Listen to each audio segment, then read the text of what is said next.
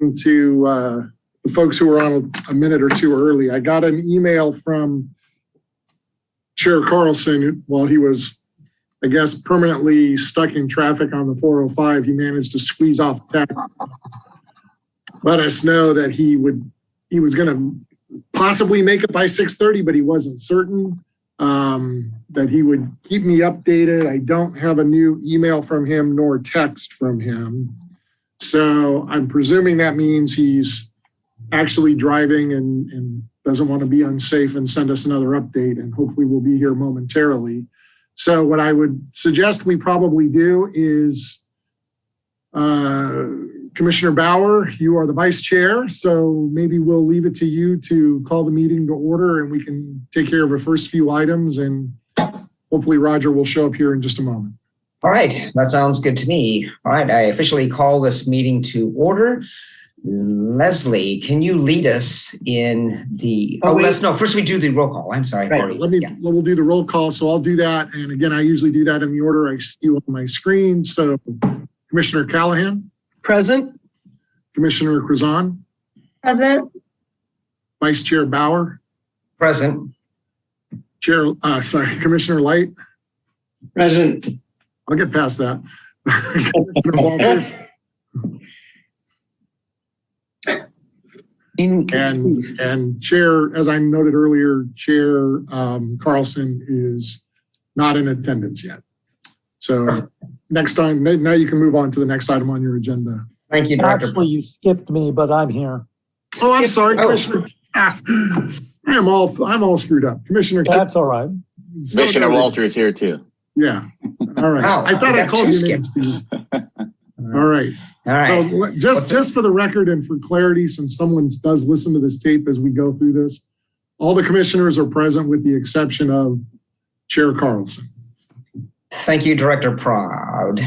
And at this point, I now would ask Commissioner Krazan to lead us in the salute to the flag.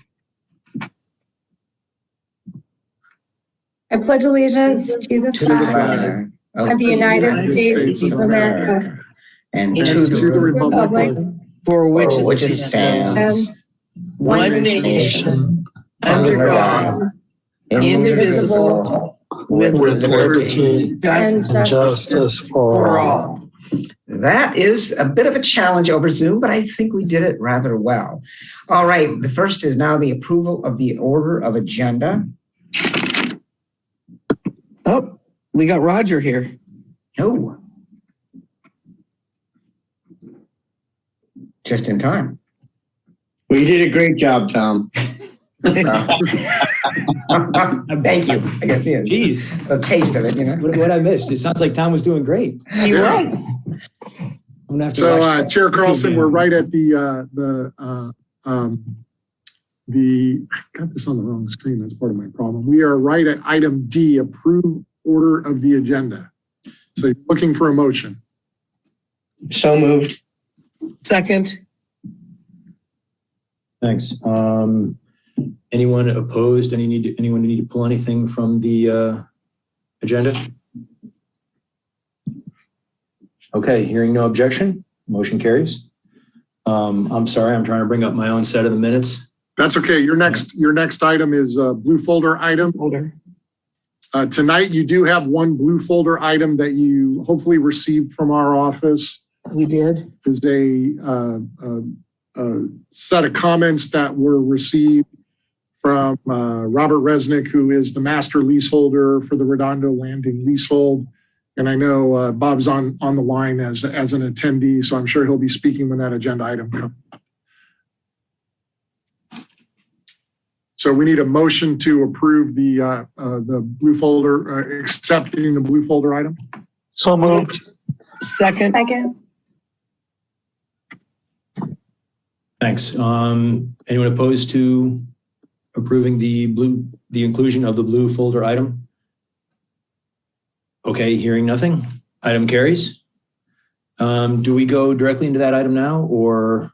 No, next on your agenda, we'll just the blue folder items. I'll make sure we touch on that when we get to the item. That's one of your first discussion items. So next Great. up, okay, calendar. Okay. Yeah, I apologize for just coming up to speed here. I'm just getting my agenda open now. Yeah, Tom was much better. Tom did not spend 12 and a half hours driving up until 4 seconds ago. Thank you very much for your patience. This is probably worse video to watch than usual. Okay, so we are up to Consent. consent calendar. Yes, very good. Thank you. So we've got approval of affidavit of posting and approval of the minutes. Do we have a motion to approve? Motion to approve. Any second? Second. Awesome. Yeah. Okay, any issues? Anyone need to pull anything from the minutes? Nope. Okay, hearing nothing, that carries. And I think we're up to public participation now. Do we have anybody out there? There are two participants logged into the meeting. One is Bob Resnick, and I know Bob's here to talk about the outdoor dining program. The other is Rick Knorr. I'm not sure what Rick is here for. Rick, if you're here to speak on, I'll tell you what, why don't I just allow you to talk and you can let us know which item you're here to speak on so we can call on you appropriately. Rick, if you could unmute yourself and just let us know what item you're here to speak on tonight.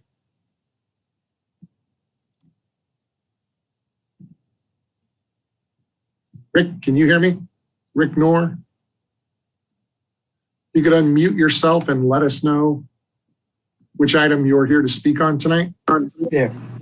Okay, there we go. Does that work? Yeah. Rick, which item are you here to speak on tonight? Okay.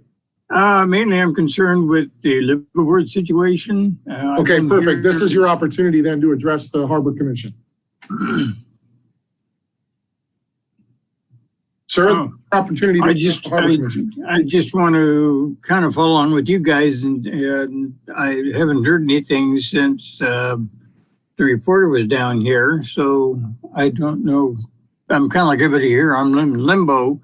The gentleman, when he spoke to you guys, spoke to the reporter, said there would be no eviction notices anytime soon. Well, that leaves it wide open. What's going to happen after soon gets over and a little bit later comes along? Are we going to get kicked out? Or, as of December 22nd, I'll have been here 47 years. And for somebody to come in and buy the marina and tell me I can't live here anymore, it just doesn't seem right. A lot of us feel that had he said there will be no more liveaboards allowed, I don't think anybody would have had much of a problem. But just come in here and boot everybody out, it just doesn't seem right. And, so we're all concerned. I thought there were going to be others. I know Dennis Happen was going to be on here. He's another liveaboard.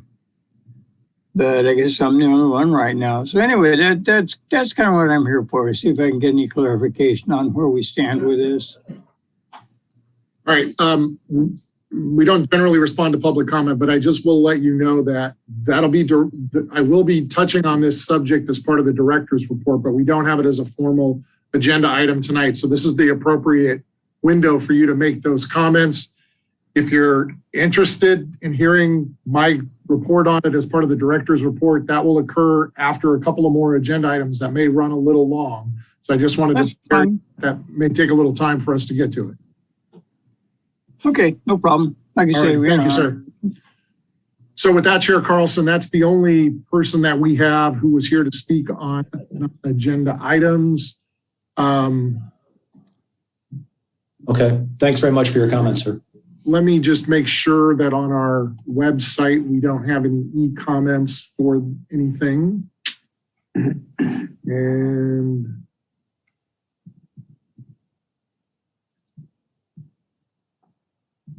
we do not. So that concludes your public comment on non-agenda items.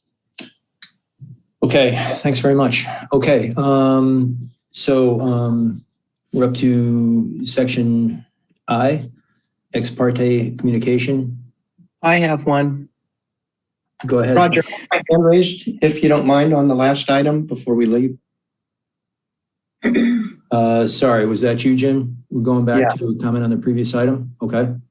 Yeah, sorry about that. I had my hand raised. I was on mute. I couldn't yell quick enough. Since the gentleman's on the line and it was already part of your report, Director Proud, couldn't you just give us that piece right now? Rather than make him wait till the very end?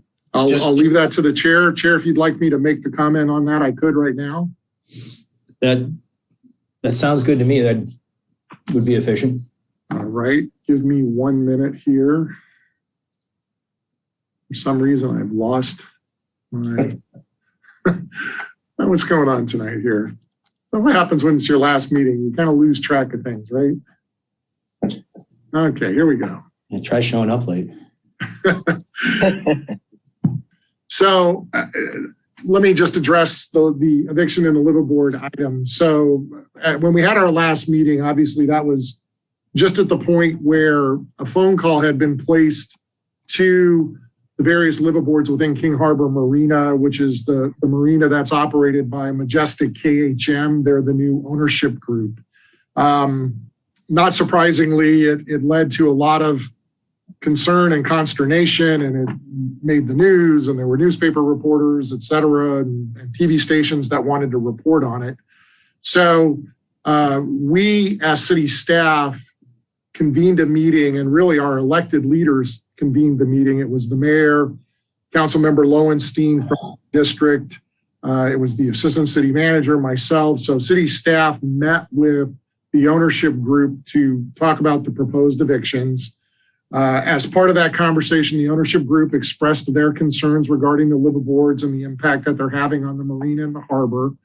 And after listening to them, we had a long discussion, and really the crux of that discussion was that the ownership group agreed to work with the city staff on an effort to try to address the various concerns that they raised.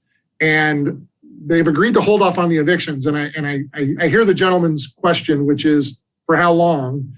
And the answer to that question from our side is we don't know. We're kind of working with the ownership group to hold off on evictions, hold off on trying to do away with the liveaboard program.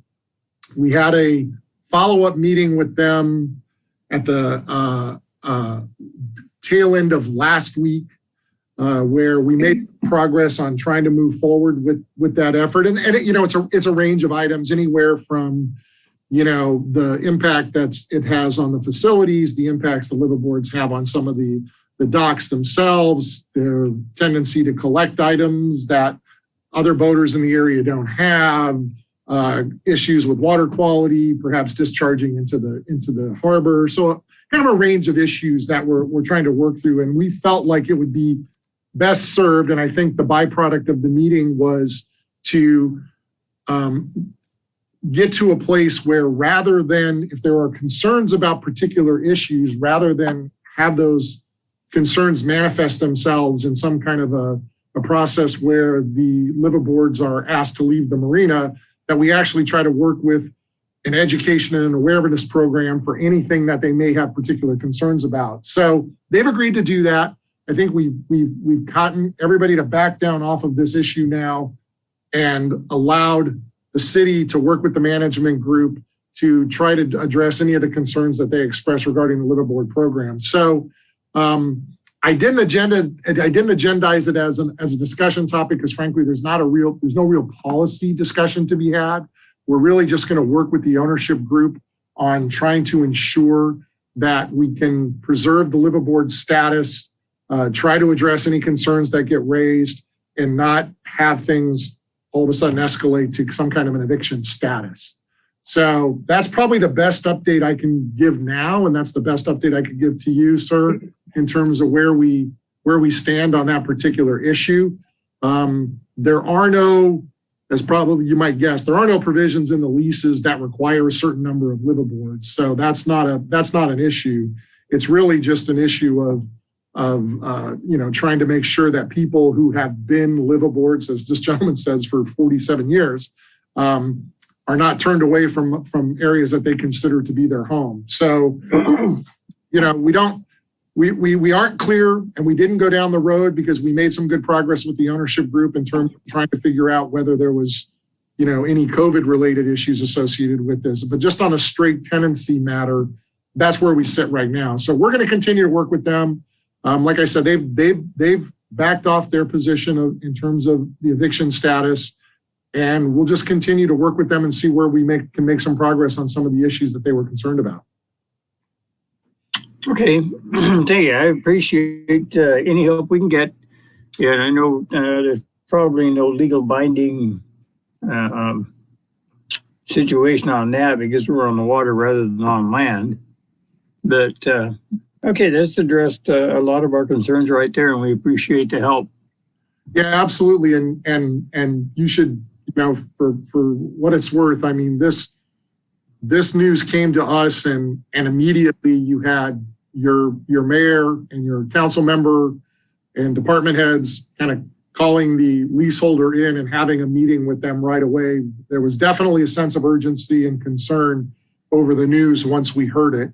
And so we're trying to work with them and make sure that, you don't face that going forward. All right, well, let everybody know what's going on. And again, we appreciate your help. All right. Thank you, sir. Appreciate it. Thank you. Bye-bye. Thanks. It was good we did that out of order and let him get back to things.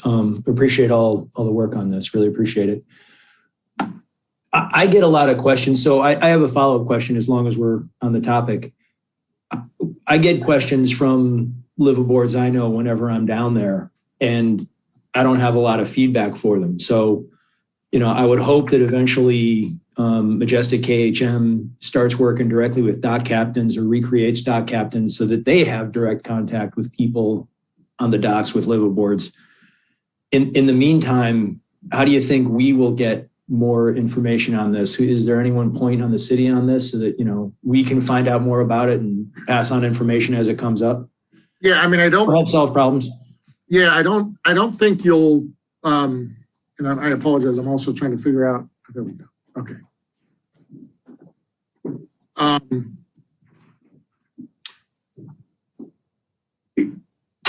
We're just now back to an administrative mode where we're back. I mean, I kind of hope we just sort of reset the clock. Like we had a hiccup where this kind of came up and there was a sense of, hey, maybe like this gentleman said, maybe they want to do away with the liveaboard program. If that's the case, they certainly have that management prerogative. We'd much rather see that happen through slow attrition of people who ultimately just decide they don't want to be a liveaboard anymore, rather than have a wholesale kind of eviction notice occur. Yeah, it's pretty bad weather tonight. That won't help. Yeah. So, I think unless there's a flare up, that our intent would really be to just kind of continue to work with their local management group. We're now in pretty constant contact with Michael Aker and Patrick Elkin, who are the representatives for Majestic KHM on the issue. And we're just going to continue to work it with them. But there's not and again, that's why I said I didn't agendize it, because there isn't a policy action that, or policy direction that's being sought. I pretty much could have guessed what all of your reaction, to the news was. And certainly, like I said, Mayor Brand and Councilmember Lowenstein immediately called a meeting with the ownership group to get their sense of what the issues were and why they were concerned about it, and are taking steps to try to solve those issues, whatever they may be. So I think unless there's another kind of flare up or something that might necessitate a policy decision,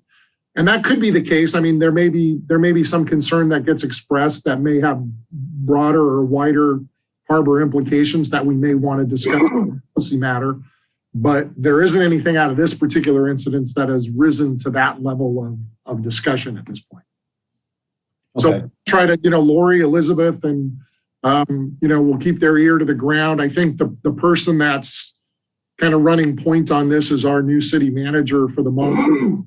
Certainly as I'm stepping out the door, he's been in all of the meetings with the ownership group. And so if there is an issue that comes up, he'll be the point person that probably tackles it. But if it requires commission input or consideration, then, he would direct that down to Lori and Elizabeth to bring it to you. Thanks very much. Please let him know if we can help formally or informally. We're happy to help. So understood. Thanks. And everyone, again, thanks for your patience in taking this out of order. I appreciate it. And I'm going to so I know you do have a couple of hands up, and I will. Oh, I apologize. And I will only say that we didn't agendize this as a discussion topic.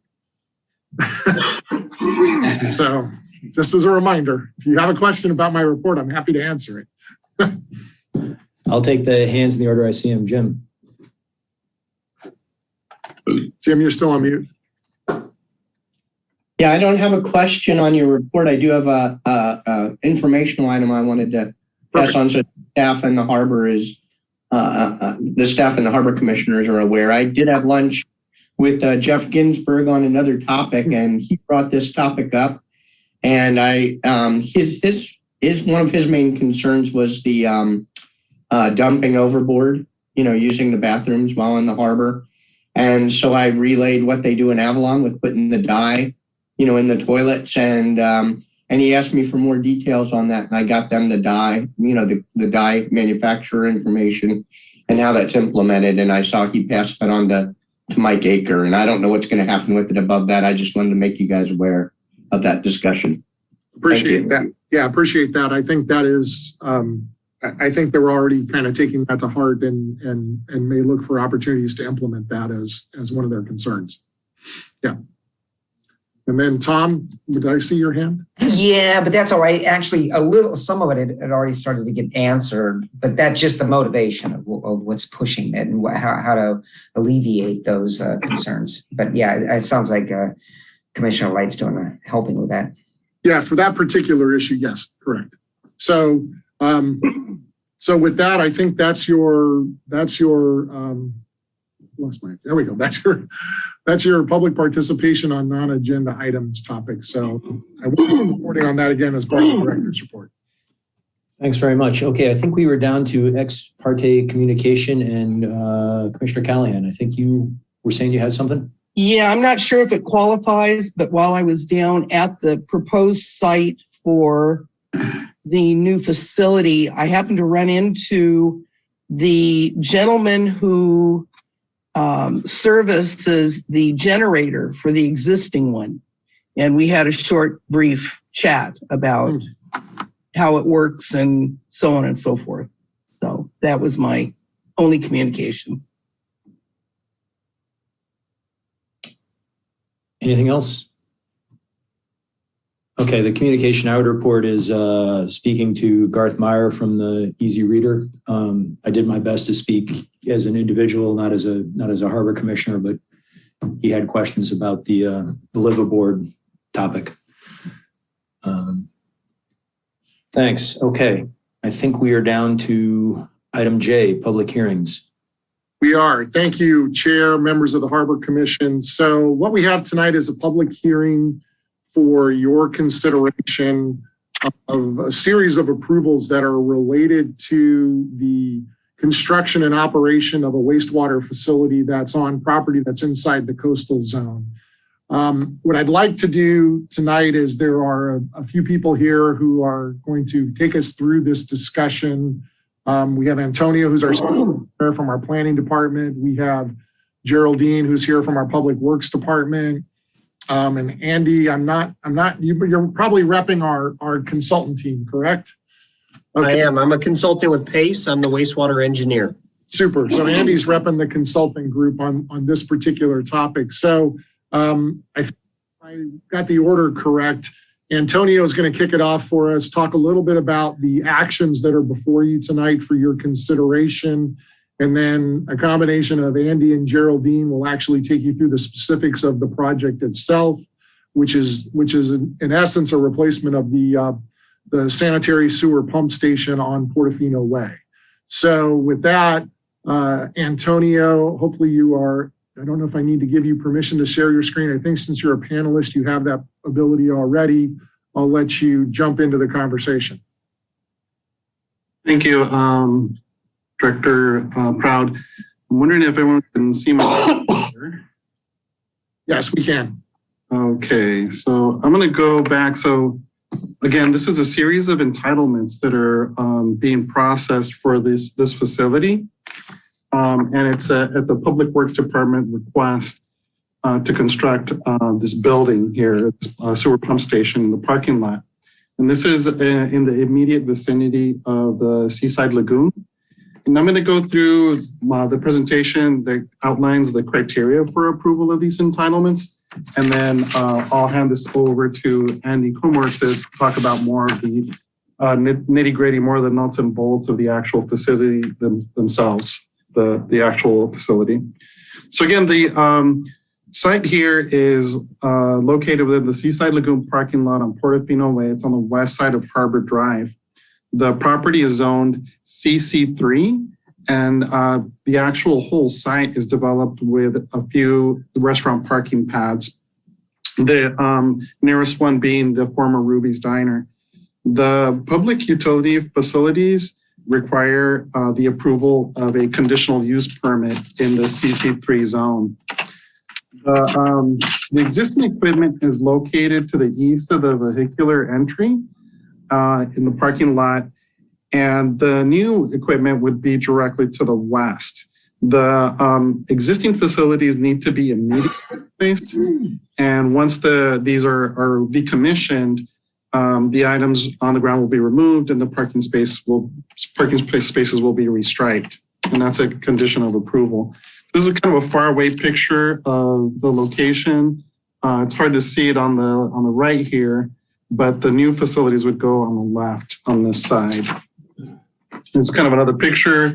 The facilities are hidden behind the tree there, but the new facilities would be located, I don't know if you can see my cursor, they would be right kind of in the middle of the parking lot there, the picture of the parking lot.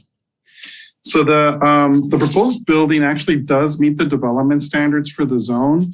The structure size is about 307 square feet in size and is 10 feet 8 inches tall. The building official did make a determination that because of the nature of the control components, it's infeasible to place those facilities underground. And that's one of the criteria for approval of these types of utilities. As a condition of approval, staff believes that the height of the perimeter wall should be reduced to 8 feet in height, which is the standard kind of the height for a wall that encloses facilities like this. And we can ask Andy to chime in to see if that's something that can be easily changed as far as the perimeter wall. The building design is consistent with the Harbor Civic Center specific plan and incorporates elements of the existing Seaside Lagoon building. The consultant did work with staff in changing the design. The early design was very plain and kind of utilitarian, and they've come back, and you'll see pictures of that where there was some modifications to try and bring in some of the other components in the harbor and the Seaside Lagoon building. The facility is an unmanned pump station and doesn't require any parking spaces, and routine maintenance and monitoring are anticipated to be infrequent. Various entitlements are required to allow the construction of an above ground facility. And this above ground facility, the reason why you need the building is to protect it both from the natural elements as well as from damage from vehicles where that's occurred in the past. The pump station will meet all the safety and building code requirements to ensure the protection and preservation of life and property. And the station will be operated in an efficient and safe manner. Those are all criteria for the approval of the conditional use permit. I see a couple of hands, but I'll come back and see if I can field your questions there. So the project also requires the conditional use permit because the pump station would be located in a building that's between the sea and the first road of the paralleling the sea. Even though the project does involve placement of existing facilities and is a minor development, because the other two permits are included as part of the public hearing process, the entire thing has to go through a public hearing process. The coastal development permits, the conditional use permit, and the Harbor Commission design review. The criteria for approval are focused on compliance with the recreation policies of the LCP, the local coastal plan, and that which emphasize the support of recreational activities and visitor serving facilities, and that the facility is not going to impede access or the right to access to the coastal area, and that it conforms with the Coastal Act, which is to protect coastal resources. The last finding is that it complies with CEQA, and this would be exempt for Class 2 and Class 3, which is construction of a small structure and replacement of existing facilities. Again, this is kind of an overview of where the facilities will go, and I'm going to leave the technical details to Andy to address afterwards. This is kind of the outline of the plans that were provided, and these were in the agenda packet. And again, this is the location. You can see the Ruby's building in the background. And what we look for is there's some pretty defined view corridors to see what effect this would have from the street or from the public views. And this is the picture of the present view there. And this is kind of a depiction of what it would look like afterwards. This is another photo, and I think this is also in Andy's presentation of the proposed facility, and a different picture looking back the other way. And again, there's the 3 entitlements that are all kind of bundled together. And it's the Harbor Commission Design Review that deals more with the aesthetics and compatibility with neighboring buildings. The Conditional Use Permit that talks about the consistency with the specific plan, and that there be a criteria that the facility can't be placed underground. And then the Coastal Development Permit that talks about the coastal access, protection of resources, compliance with the LCP, and that it's compliant with any CEQA requirements. So those are the criteria that are need to be made in the affirmative for the approval. And that's why we have a recommendation to adopt the findings for the exemption declaration and approve the land use entitlements. And with that, I'm going to go ahead and turn it over at this point to Andy. But if there's a couple of questions, I can go ahead and see if I can field those. I'm not sure if they're going to be technical questions. They might be. You might want to wait till Andy has his presentation. I'm good with waiting. I don't need to ask the question now, so. Okay, thanks, Matt. I'm going to hold my question as well. Vicki, do you have a question at this point, or? Yeah, mine may be technical, so I can wait. Okay. Jim? You're muted, Jim. Maybe I'm being obtuse, but I don't quite see the footprint where this is. Is it going to take away that closed entrance exit area? Or I couldn't quite tell where it's located. I can go back and I can kind of point out where it is, but it would be on the opposite side of the entry. So let me go back to that and see if I can show you where that would be.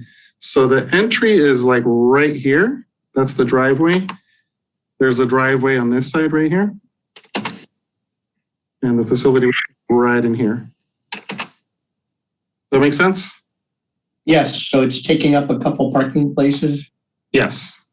Yeah, and the idea would be that we're not going to have a net loss of parking. That's one of the findings that you have to make. And that's why we're having the other parking, the location where the existing facilities are. Once those are decommissioned, we'll have that restriped. And if there's an ability to, if there's space left over, we'll have that space, the leftover space, striped for an additional parking space on this side. And there's a possibility that there could be some space on this end. So we're gaining a space? Quite possibly. We could end up gaining a space, but we have to take a careful look at it. That was something that I did talk to staff about in trying to reposition the building, but this seemed the most logical place. And this probably, like I said, there might be the ability to capture another parking space or two. And that's going to be the intention once we have the design kind of more pinned down. Okay, and I can't remember the Beach Life Festival exact setup, but I guess this wouldn't get in the way of anything they used. Okay, that's all my questions at this point. I do have one. We'll get to the Sql exemption later, correct? In more detail. Yeah, so the Sql exemption, there's a couple of exemptions that are for existing utilities and repair and maintenance. But there's also an exemption for small accessory type structures. And so it's exempt under both classes, class 2 and class 3. Okay, but we're going to get into that in more detail later. That's pretty much it. It's exempt from CEQA. So I don't know what else to tell you. Okay, well, I'll reserve comment until later on that. Thanks, Roger. Thanks. Okay. Should we go to Andy at this point? Sure. Antonio, great job there. Do you mind sharing your screen again with the presentation?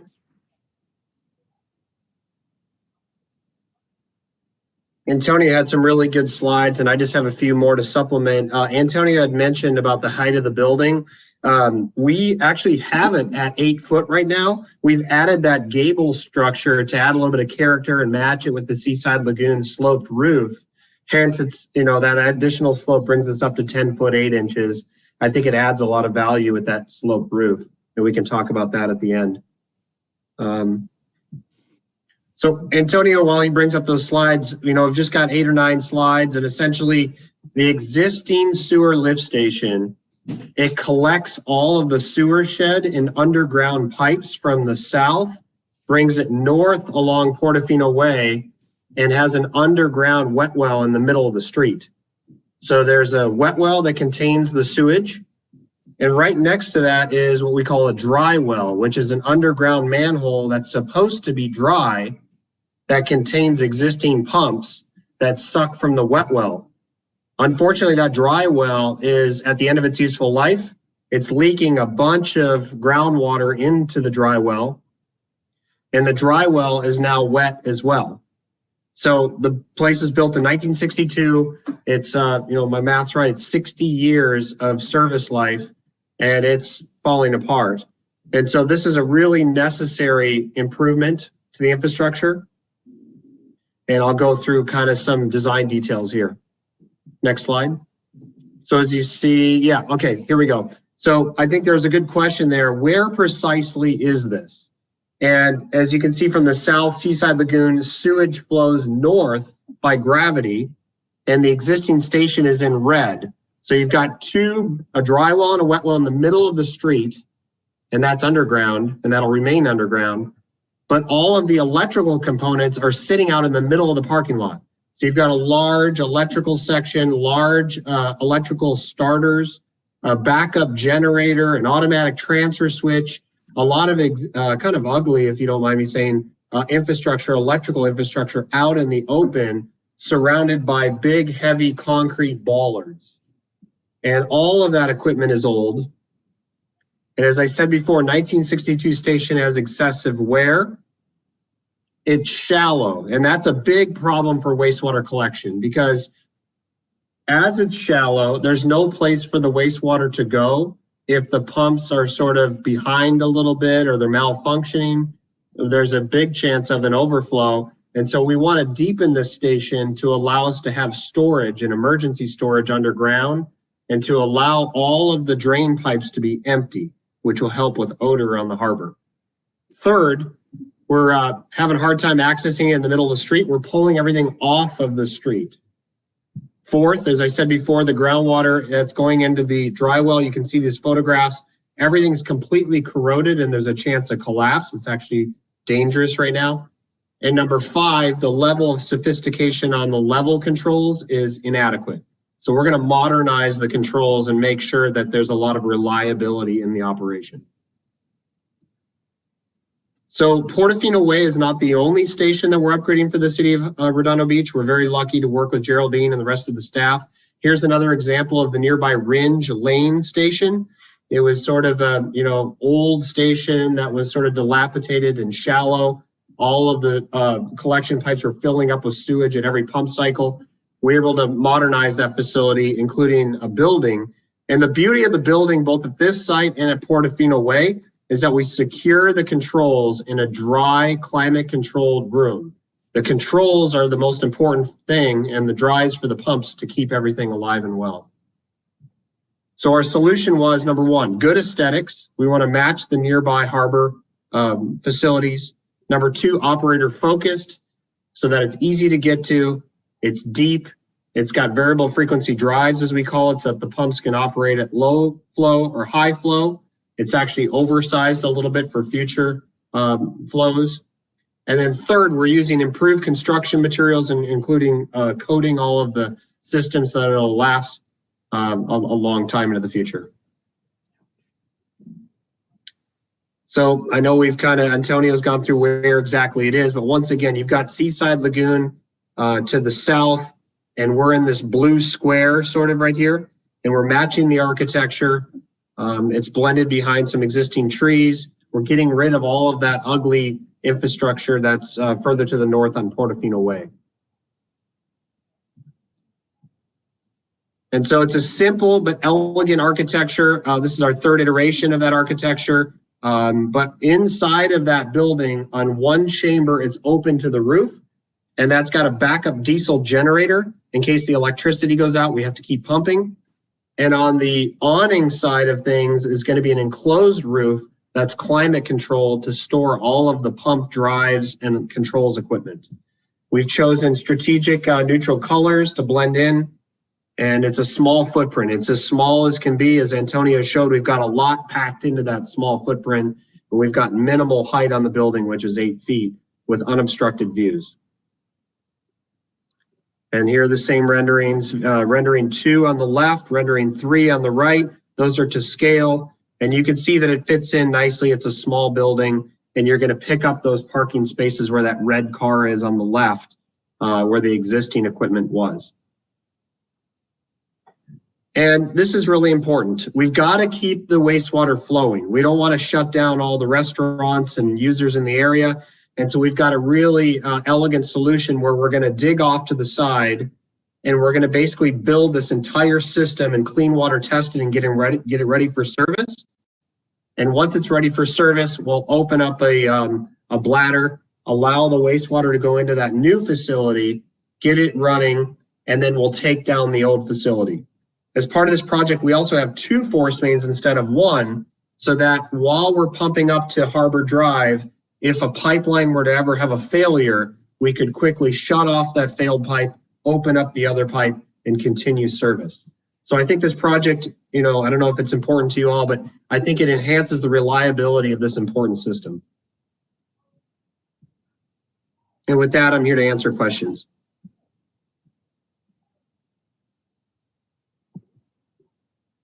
Thanks very much. I see my hand up, so I'll ask first. Given that we have future plans in the area, is there any future capacity built into this? So the existing pumps were about 250 gallons a minute. These pumps are 400 gallons a minute. And anytime you do a station like this, you've got one that's going to operate, and then you've got a backup that's in place, ready to go. So we've got a little more capacity, but if there's a really large hotel or some other system in place, we would have to upsize the pumps. But the wet well, it's actually just a single wet well. I didn't say that. The wet well has submersible pumps in it. You could put bigger pumps in that wet well that we're putting in. Okay, so there is size left over to expand this in the future. Yes. I hope we're not putting in another hotel down there. I am curious how this handles, a big weekend like Beach Life Festival. So maybe we can check with Public Works to see if 250 was adequate. Hey, 400 sounds great. 400 variable speed especially sounds great. But if there's any sense on, that size being right for our biggest weekend now, that might be worth checking on. Yeah, and Geraldine and the staff. Yeah, Frank, go ahead. Good evening, commissioners. This is Geraldine Trevetti, and thank you. I talked to our Public Works sewer maintenance crew lead, and they actually go out, they clean it, they get it ready.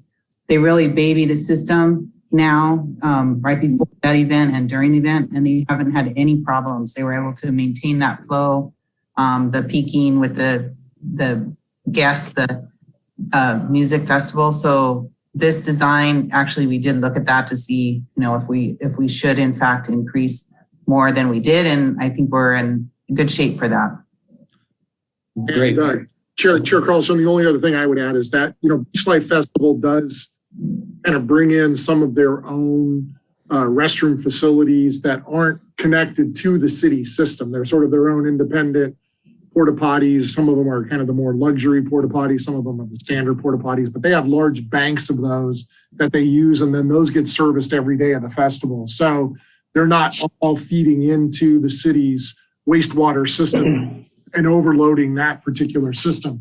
To the extent there's any real additional load, it may just be from some of the bathroom facilities that are at Seaside Lagoon itself, but it's not, their broader festival isn't connected to our sewer system as part of that event. Yeah, thanks. I definitely appreciate that. But I'm just thinking of those existing bathrooms, which are getting, flushed pretty much constantly that whole weekend. The portable ones which came in were not that great and probably contributed to sea level rise and some of the overflow into the harbor, but that's another story for another day. Is there any accommodation in this pump out facility for sea level rise? How long is this facility anticipated to last, and what level of sea level rise should it be built to take? Well, it's well above sort of the projected 100-year increase in sea level. We do a lot of work on Balboa Island, which is at elevation 4. This is much higher than that. I can't remember, Geraldine, off the top of my head. But remember, all of the equipment is submersible, and that electrical room is raised up. And all of the equipment is off the ground on the walls. So it really, even if this whole place flooded by 2 feet, we'd be high and dry, to answer your question. Okay. I'll share that document later, but we have a layout for, how deep we expect this area to be in 2050 and what we need to accommodate here. Okay. A couple questions on the application. The application is back on page 35 in the agenda. Question 2B in the application says, do we need an extension of any utilities? The answer is no in the application. It sounds like we do. It sounds like you're moving utilities around here. Well, we're bringing in, the trunk line that comes up Portofino Way. Obviously, we need to branch off with a short stick to get into this wet well. And then we're building a new force main from the pump station all the way up to Harbor Drive and reusing the old one as a redundant. Yeah. So I guess those would be the two. But that doesn't count as an extension of a utility or running power to this? I think it's semantics, but Geraldine or Antonio, you could answer that. Yeah, I think I could answer that. The question here is more directed towards new development and whether the new development itself would, like say a hotel or some other large facility, if it would require new utilities, new wastewater or water or any other types of wet or dry utilities. And that's really what the question there is for. Okay, so sort of, extensions at the edge of town or, some extension past where service already exists. Right. Question 2E asks if this is near a park. It seems to be near a park to me.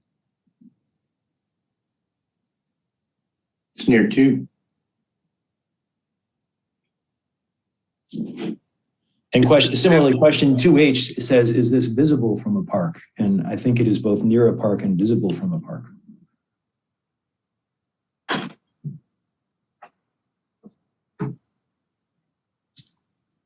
Right. So when we look at the, that's correct. The facility would be visible from Seaside Lagoon, likely. But what we really kind of focus in on is whether it's going to obstruct views to and from like the marina or the harbor areas themselves. And that's kind of what we're looking for, in particular, like down Zoolager Park, per se. That would be an example. And in this case, we have, for the harbor specific plan area, there was a couple of view shed corridors, and one was from Harbor Drive. And the facility is so small that there's already vegetation and other things in its place where those views would not be obstructed. Just kind of looking back the other way. Okay.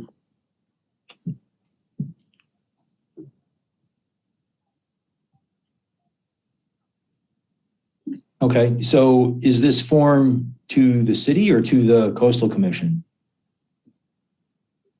Are we answering our own questions, or are we answering? Yeah, it's the city. It's the forms Okay. that the planning staff look at in evaluating the projects. Okay. This is under the purview of the Harbor Commission. It's not. Okay. Then I feel better about it. My last question is on the generator. Generators need frequent service. I don't know how often you go down and start that thing, fill it up. The sticker on it right now says it needs daily check of water and diesel. Probably doesn't actually get that much service, but generators aren't free sitting there, and this generator takes up about a third of the space in the pump room. At what point in little standalone rooms like this do you start looking at battery backup instead of generators, perhaps with a connection for a generator in case you really have a serious long-term power outage? The generator is a big footprint, a big expense, and then a frequent hit to labor and service. Oh, that's a cool question. I've had a couple clients sort of ask me that, and going back to Balboa Island was the one place where their stormwater pump stations that they're putting in 2 years, they wanted to use batteries instead of generators. And for about a year, we tried to do that. And then they changed their mind when we found out how massive the batteries were. They're actually really big in order to get the 12 or 18 hours that you would typically get with that you would need with a generator. I mean, I guess if you had a manual transfer switch with a portable generator and battery backup for like an hour or two, you could think about a hybrid solution like that. But it's not standard practice yet to use the Tesla batteries that I've seen in some of these wastewater plants, which are mostly for load shedding. Yeah, especially if you wanted to run for, a day or 2 or 3, the battery would certainly be unreasonable. And this would be more of a city policy. If you said, I accept the risk that if we lost power throughout the city and on top of it needed every one of these pumps throughout the city, one on Ringe and one in Harbor to all work. And I'm sure there's other generators around. I know there's other generators around. If instead you had a battery on these little stations which could run for an hour, that might be a reasonable size and a reasonable cost. And generally, we don't lose power much around here for very long. If we did lose power for longer than that, you could take the single generator the city owns in this scenario, maybe there's a couple, tow it down from the city yard, put it in place, connect it, to the transfer switch, and then run on a portable generator that you've been keeping at home, indoors. It's only one generator. You've been servicing it in the city yard, and service on that one generator has been easier. So I'm not sure if we consider that here. It would probably be a change in city policy because it adds slightly higher risk to having every pump house in the city run for long term and a long power outage. But, at some point, maybe here you want to consider that because it's a smaller footprint with a lot less maintenance. I think it's really great that you brought that up. And a lot of clients are looking at that, especially with new technology with batteries. I think these generators are pretty low maintenance on something this small. They exercise themselves on a schedule. You have to replace the oil every now and then, but I don't think it's more than a couple times a year. Geraldine, you can correct me if I'm wrong, but the generator at something this small doesn't get much load. Yeah, I like the suggestion also. But our crews we have 13 pump stations, sewage pump stations in town. They try to visit them all once a week. And the generator, they actually turn it on, I believe, once a month. They turn it on, they run it. We have AQMD permits per generator. We do have, I think, 2 are on trailers, and they're able to pull those as necessary if some of them don't have backup generators. So you've got to keep those things running, right? The police have their own generators. These are all the very critical infrastructure that has them.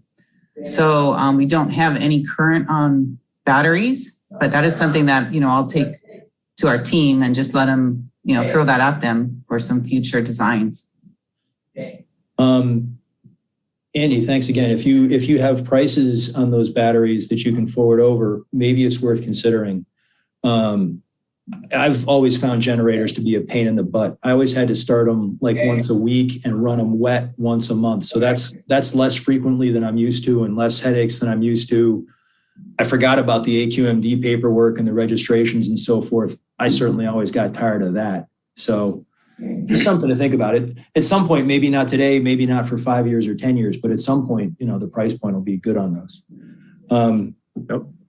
Everybody, thanks for your patience. Who's next on questions? Matt, I see your hand up next. Yeah, hi, thank you. This project's actually been in the works for, I'd say, close to 10 years. Goes back to the increase to the sanitary sewer fund fee that we all pay on our property taxes. And they had a list of capital projects. Can't really overstate how important this is because Manhattan Beach had a pump station that failed, caused a massive sewer spill across the beach. They got fined, I believe, over $1 million. Maybe someone at staff can kind of verify that. But yeah, these things are built with redundancies upon redundancies between the generators, the pumps, ultrasonic level detectors. If it gets too high, it automatically contacts a central station, a central monitoring station. And I mean, it's well beyond time, but it's surprising it's actually taken this long because I saw this thing on the books 10 years ago. I imagine it's not a pretty penny either. $1 million? What's it cost to do this? Yeah, we're going to bid this project and Yachtway's pump station, which we're not providing a building at the same time. And yeah, it's going to be in that vicinity. Yeah. And I had the same questions about sea level rise and same concerns to make sure that, because this pump station, your life expectancy should be well over 50 years, I would imagine. Yes. Yeah. Yeah, we're epoxy coating everything and using plastic materials for sure. You could just imagine what the potential rise could be or the worst case scenario in the next 50 years is with regards to flooding. Yeah, that's pretty much all I had. How long do you expect it to take once construction begins? About 12 months. So there's potentially going to be some disruption I realize most of it's in the parking lot. It's not really, well, how much would it impact the roadway? Are you going to have to shut the roadway down at some point? Just that, I don't know if you want to see that map again, but just kind of the southeast corner where we're bringing the suction line in to the new facility. So maybe a lane on the right-hand side there will be shut down for a short period of time. And then building that station, getting it started up will be 2/3 of the project. And then once that's done, the demolition would probably be the other third of the project. So when you say a short period of time, what's your definition? My definition's 4 hours. Yeah, that SS on the bottom there's an SS, which is a large, deep main from manhole 1 to manhole 2. That's going to be the most challenging part of the project right there, just dewatering and getting that in. So you'll be single lane with traffic control for an order of a week. Okay. Just want to make sure everybody knows. Yep. And of course, that we don't want to do something like that during a main event going on there. So I expect coordination with the timing of that. That's it. Thanks.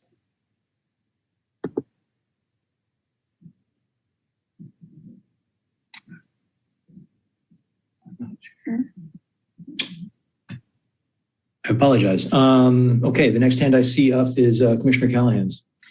Yeah, I was also questioning whether the plan was compliant with our sea level rise preparation.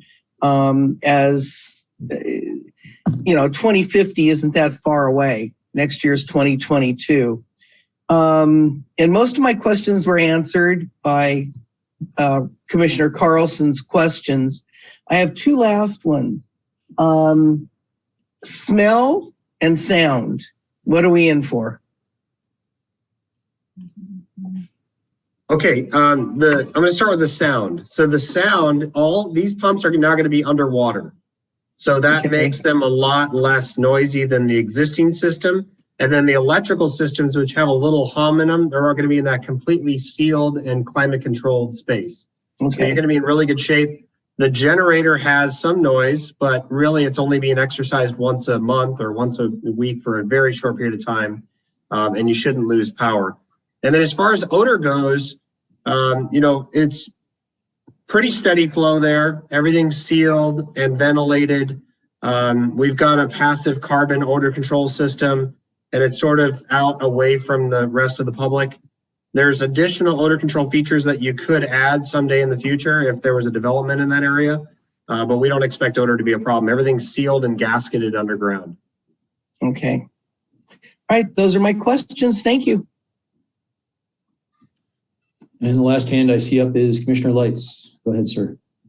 Thank you. Most of my questions were answered. I do have a question. If you could go back to the slide that was entitled Rendering 1 of 3.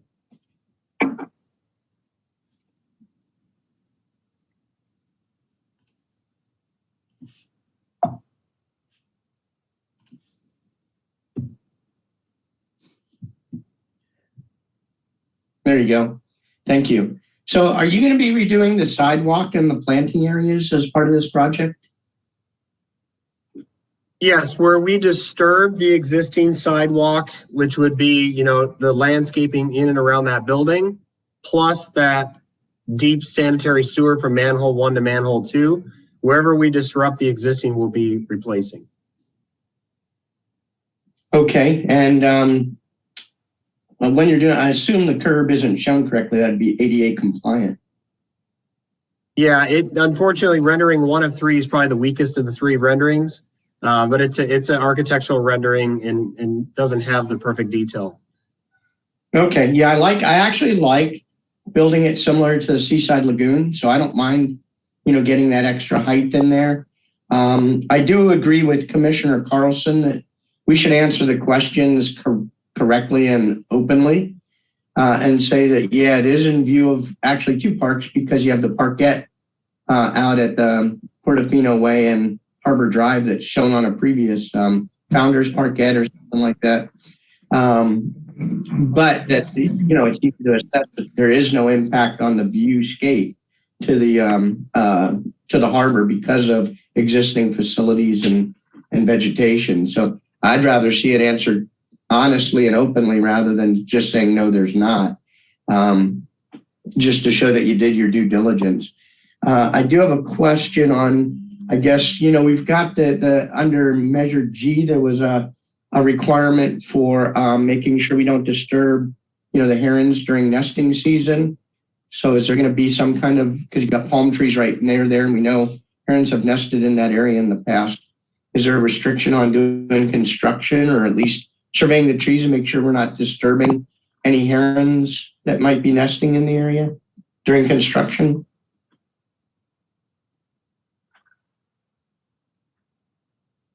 So yeah, typically, under the regular construction protocols that we use, the applicant would be required to do a nesting survey, or at least to make observations if there was going to be actual tree removals, or if there was going to be something that would disrupt any migratory birds, any nesting migratory birds.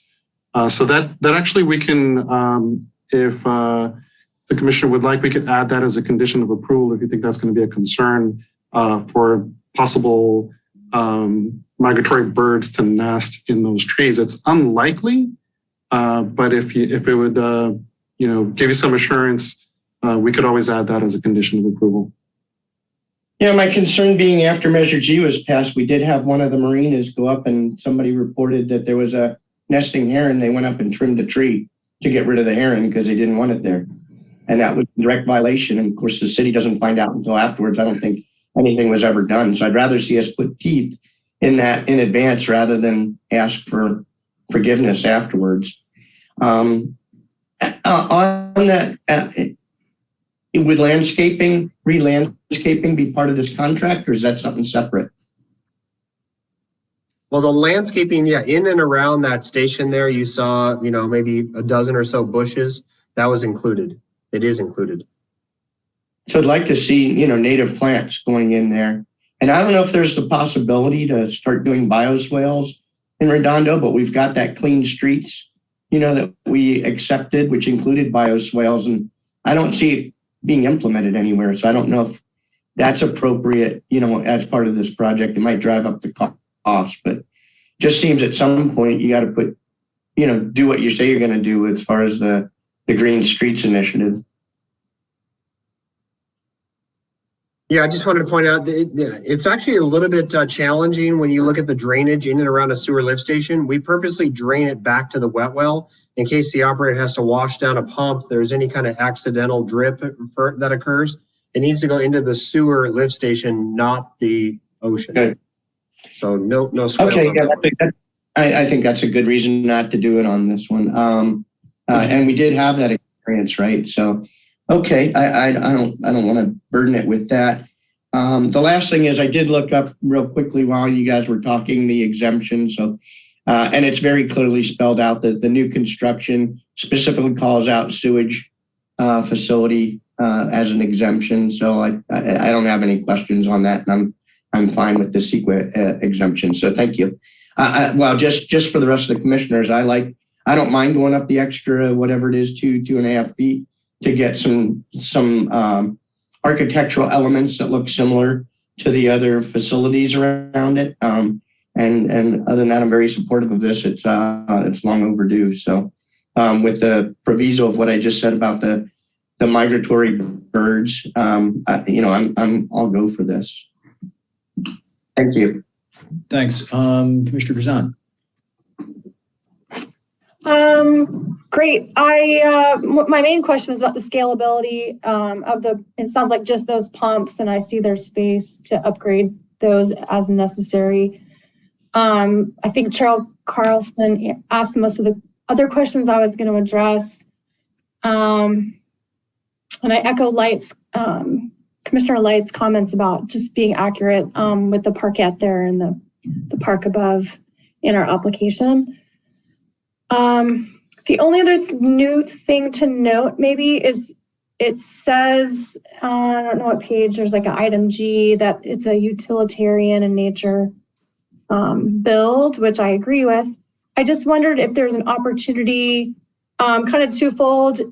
I don't know what the timing is like with the amenities plan. I do like how you incorporated the design of the Seaside Lagoon, but if there's anything else that comes from the amenities plan, do we have an opportunity to take that into account? And also wondering if there's an opportunity to do a little more than utilitarian in nature and, have some additional public added benefit, like an educational element on one face, whether that's sewage and keeping the ocean clean, or just signage for getting around the harbor, but something like that might be an additional good use of the building structure. But otherwise, it sounds good. I wanted to mention that we will have a public art element associated with this project. So that's something we could incorporate with your comment. That would go to the Art Commission, and they would help come up with an idea. It could be a mural, it could be a sculpture, it could be something in that area. So we would be able to do something with that. Great, thanks. Yeah, I think that sounds good, and just even like an educational element too. Of where does your water go? Where does water from your street, your driveway, whatever, might be a good place for that too. Thanks. Thanks. And last but certainly not least, co-chair, deputy chair Bauer. Thank you, Chair Carlson. First off, let me say that I also agree with Chair Carlson on looking at batteries. At least this could be just to try something out, because that's the direction, of course, we'd like to move in. Also, Commissioner Curzan's point of an educational exhibit is I think quite smart, because people see these things and wonder, what are these? Well, and it'd be great to have a little explanation of what this building is. Now, the building itself is going to be, I assume it's just built out of very, very low maintenance concrete. It's going to, I mean, we're not going to have to do, this thing is going to last for a long time without much maintenance, correct? Yeah, masonry block. Masonry block, and then it's painted.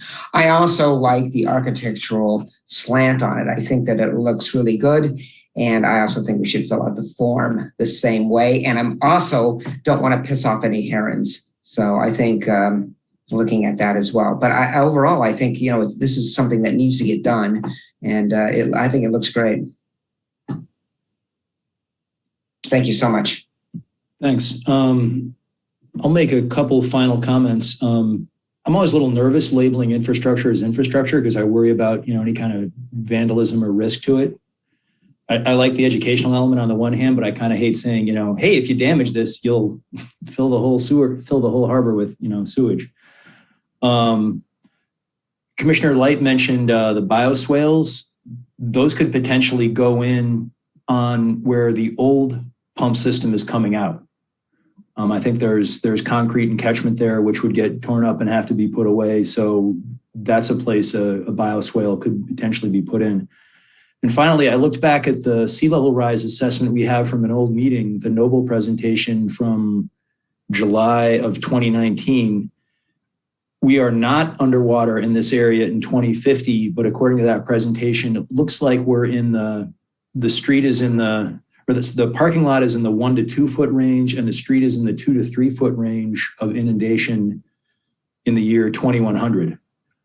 So if we agree that this facility is going to last until 2050, but not until 2100, we're okay as it is.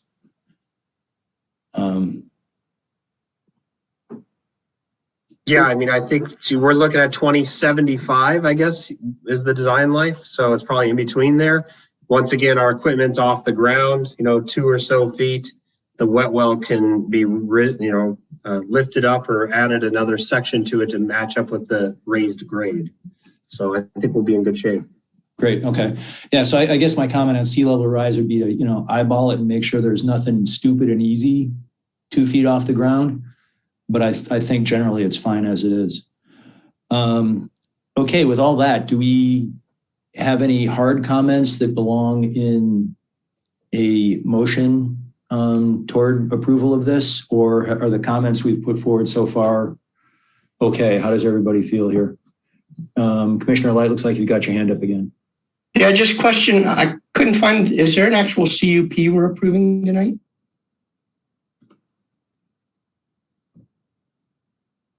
Yeah, so it's with the conditional use permit. It's the entire all 3 entitlements it's the conditional use permit, the coastal development permit, and the Harbor Commission design review permit, and that's in the title. So it's in by title only in the proposed resolution. I'm looking so it's within the resolution, the draft resolution. Yeah. So it's all in the title of the resolution, and I had some language I can share my screen. I have some language for the additional condition. Let me see if I can share my screen here. I can show that. And I think this kind of just captures the idea. Can you see the resolution there? No? Yes. Yes. Yeah. Okay, great. So I have the contractor shall comply with the Federal Migratory Bird Act to protect potential bird nesting habitats in accordance with the city's goal of protecting bird nesting habitats. and I can have that added by the Harbor Commission. I can make it more specific if you would like. Well, I'd like it to reflect the language that's in our zoning with regard to that. I'm trying to find it, but I can't find it on the cuff. I was looking for a separate CUP that we normally see, to look at what all the conditions are of approval, and I can't find that. Yeah, It says we're on, but I can't. This is typically standard language that comes from like mitigation measures and other like negative declarations and environmental impact reports, is the compliance with the Federal Migratory Bird Act. There's actually a specific policy, and I'd have to look for that, that calls this out. But it's an LCP policy as well. Yeah, no, it was part of Measure G. I just want to make sure it reflects that. But what I'm missing here is normally there's a document called the CUP that we approve, and I see some stuff buried in a long resolution, but I don't see an actual, this is the CUP. We don't have the, I don't have the case number here. Let me see. It's just under case number HC 213434. So Antonio, I guess the question is, and I think this maybe is the answer to your question, Chair Light. In the therefore be it resolves, which is page 5 of the resolution, page 24 of the packet, it does say that you are approving the exemption declaration and grant the request for a conditional use permit, and then it gives the condition of the permit. It says the permit shall be void in the event that the applicant does not comply with the following conditions. And therein lies the conditions of the permit.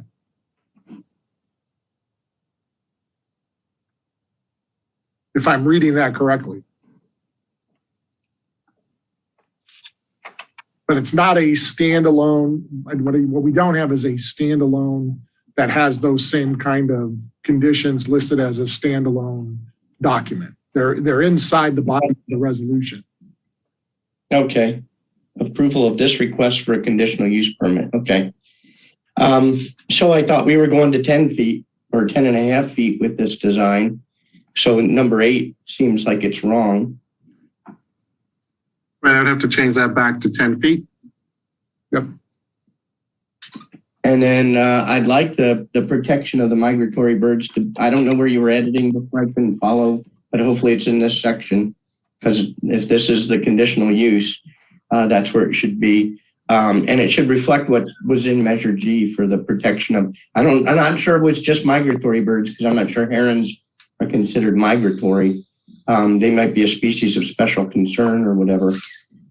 So I want to reflect the wording that's in the Measure G and in the LCP. And then I also would like to see native plants as a requirement for the any landscaping.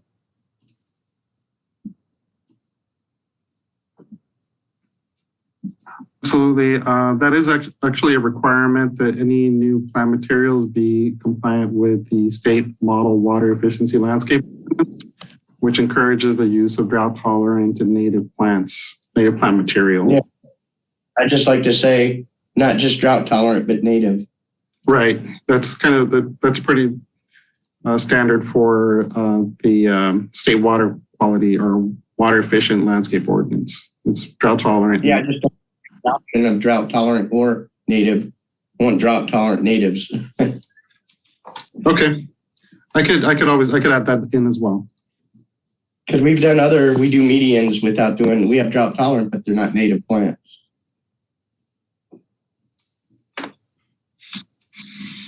That's right. Okay, anything else? Again, we gave a lot of comments here. Any other comments people feel are hard enough to add to? No, I think just the two.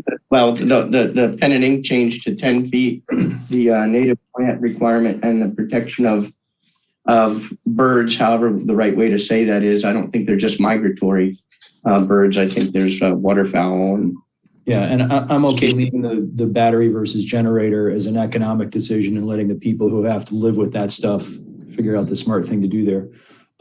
Commissioner Kilroy, you got your hand up? Yeah, just a couple quick comments. Yeah, the battery issue I'm not really in favor of, and mainly because the, how do I want to say it? The reliability of the system trumps the use of batteries in this situation. Unless you had a backup to the batteries that was a generator, oh, wait a minute, that kind of defeats the purpose. Again, it's all about reliability. The other question I had for staff is, what's the funding source? Is it 100% the sewer fund? Geraldine, are you able to answer that? Yes, it is actually 100% from the sewer fund. Okay, what are the restrictions for the money spent out of the sewer fund? As far as I know, those funds can only be spent to either maintain, operate, or rehabilitate, repair, direct funds or expenses directly associated with the wastewater system. That's conveyance and pumping. So where's the money coming for the yard? That's part of a city ordinance or policy. So any CIP project, I think that's over $250,000. You got to put 1% aside for an art element. And that actually also comes from the wastewater fund. Yeah, I kind of know because I was part of the council that voted on that. But I was just surprised that it's coming out of the sewer fund to pay into the art fund. Since the sewer fund, it seems like the two things are in conflict with each other, where the sewer fund says it's got to be exclusively for XYZ, and the ordinance says any capital improvement project, CIP, has to pay into it. Not sure we thought about that when we passed that, but it does seem a little bit of a conflict between the two. But I also think this is where the problem, not a problem, but adding other elements like the educational element doesn't really fit. You could do it, but you really shouldn't be doing it out of the sewer fund, because the sewer fund is a separate fund that's got its own rules, its own funding source, and you can't really just tap into that for other stuff. Anyway. I could ask our auditors. I could ask that question. And the auditors. Yeah, it's an interesting question because the two really seem to be in conflict with each other, where you've got a CIP being exclusively funded from a funding source that has very specific rules of what it's spent for. Yeah, I mean, it's a condition of approval. It's kind of like in order to do the project, you have to put. No, I know. Well, like I said, it's a city ordinance, but the sewer fund's got its own rules too. Anyway, just something to think about in the future. It'd be interesting to have somebody clarify that, whether it's an auditor or somebody else. That's it. Thank you, sir. Commissioner Walters. Yeah, I think this is more of a question. I don't think we need to put any conditions into the CUP related to the timeline. I don't know if that was part of the presentation. I missed it. Where are you in the project, and how long will the project take to be constructed? Well, I don't know if Geraldine, you want to answer, but I was just going to say the design is essentially done. As soon as this architecture is approved, we're just going to button up a couple things, finish up the bid documents, and go to bid Q1 of 2022. By the time you go through contracting and then 12 months to build, it's maybe 18 months. So probably mid 2023 be completed construction at that point. Okay. And I think that maybe this is a question for Stephen Proud. I don't see a timeline in the CUP as well. I don't think there needs to be, but is this permit issued for in perpetuity?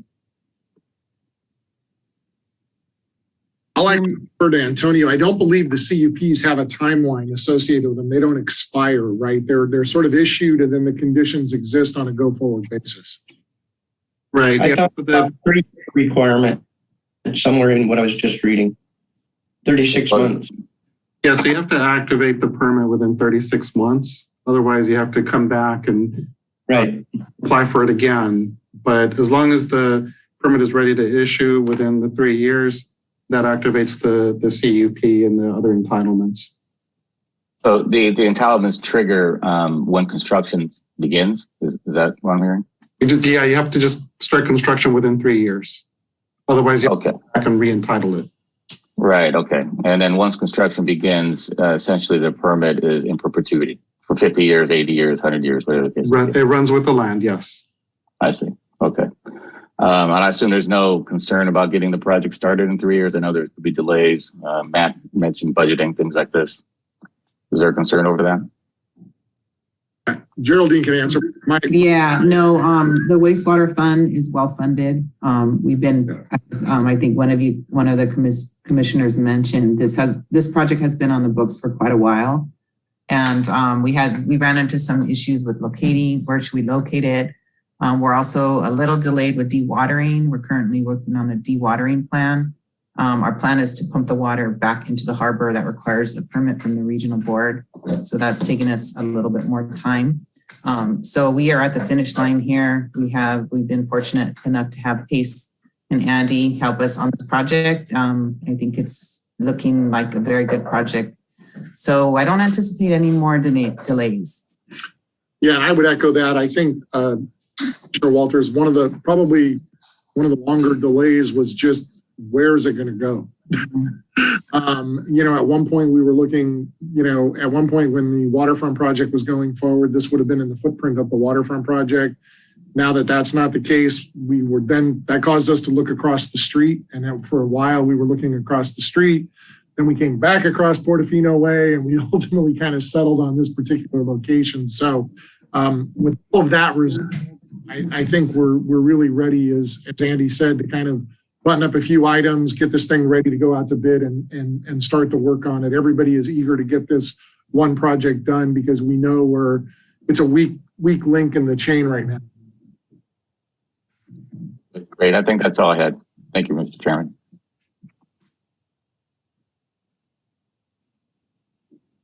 Okay, if there's no other comments, I still see 2 hands up. Are those old hands, fresh hands? Fresh hand. Okay. Commissioner Light, fresh hand, okay. Yeah, I just found the applicable ordinance zoning portion, and it's 10-5.1900 subparagraph G. So if we just put comply, ensure compliance with that section, I'll be fine with that in the CUP. Sorry, Commissioner, could you repeat that again? The 10-5.1900 subparagraph G. Section G? It's really about removal, in its entirety. And it calls out wading birds, species of special concerns. So it's broader than just migratory. But it is on tree trimming and removal. And as long as we're compliant with that, I'm good. I just want to make sure we've put some teeth in the CP to, hold them to that. Absolutely. And do we have to put anything, should we put anything about preserving the parking, ensuring that we preserve the parking, or is there something else that covers us on that? I think the design as it is does. To take up more parking space, you'd have to be changing the blueprint. Yep. As I understand it. Okay, I'm good with that then. Actually, there is a condition number 6 that covers. No. I think the parking's self-explanatory.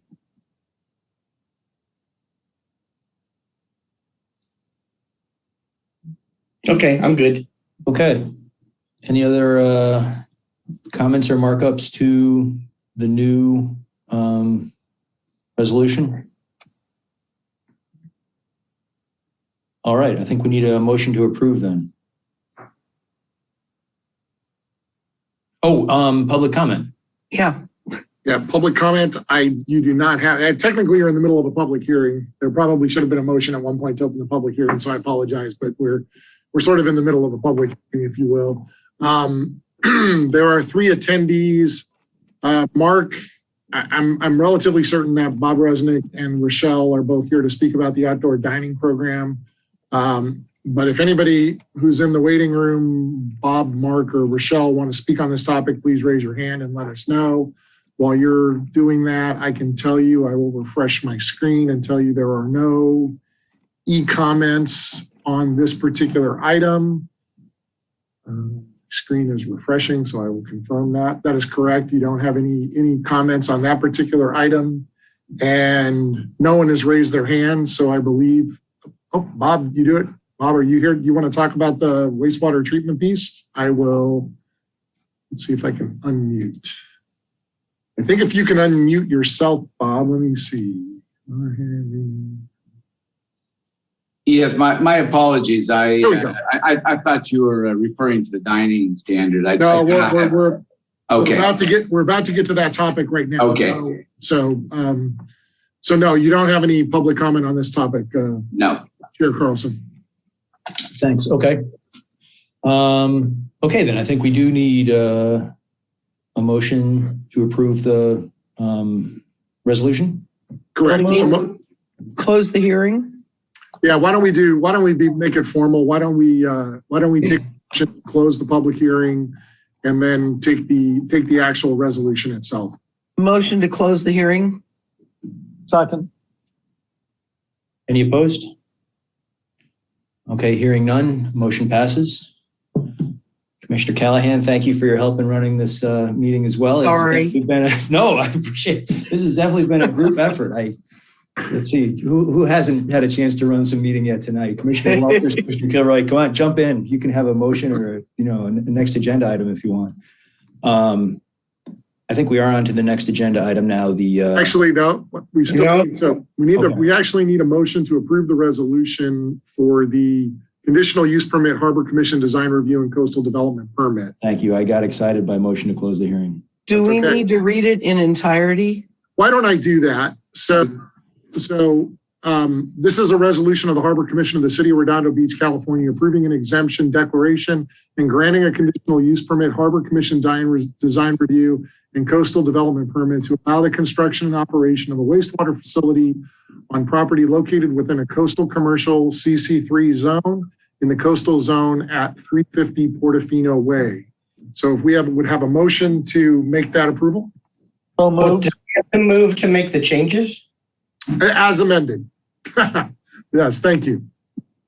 As amended. And does as amended include answering those questions correctly or not?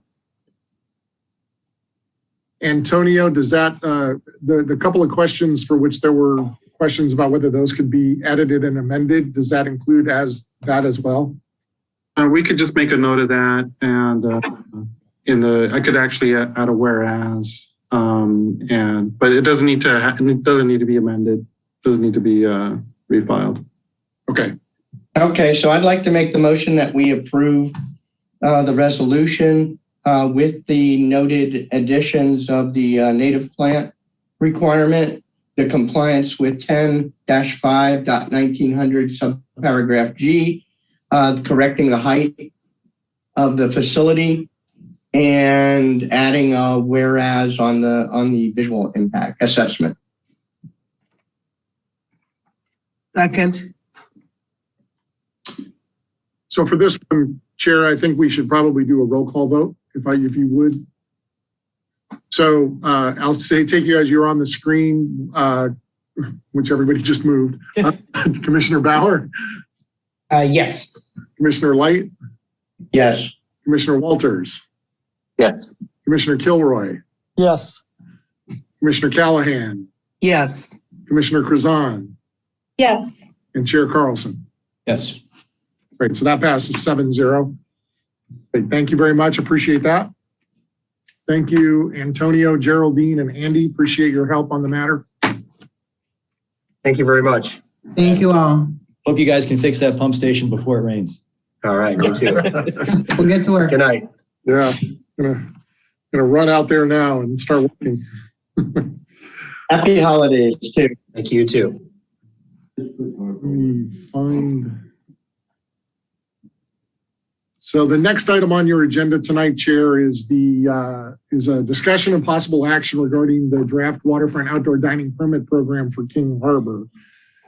just by way of a presentation to the chair and commission members, I won't go into all the background detail because you've had this matter before you on a couple of different occasions.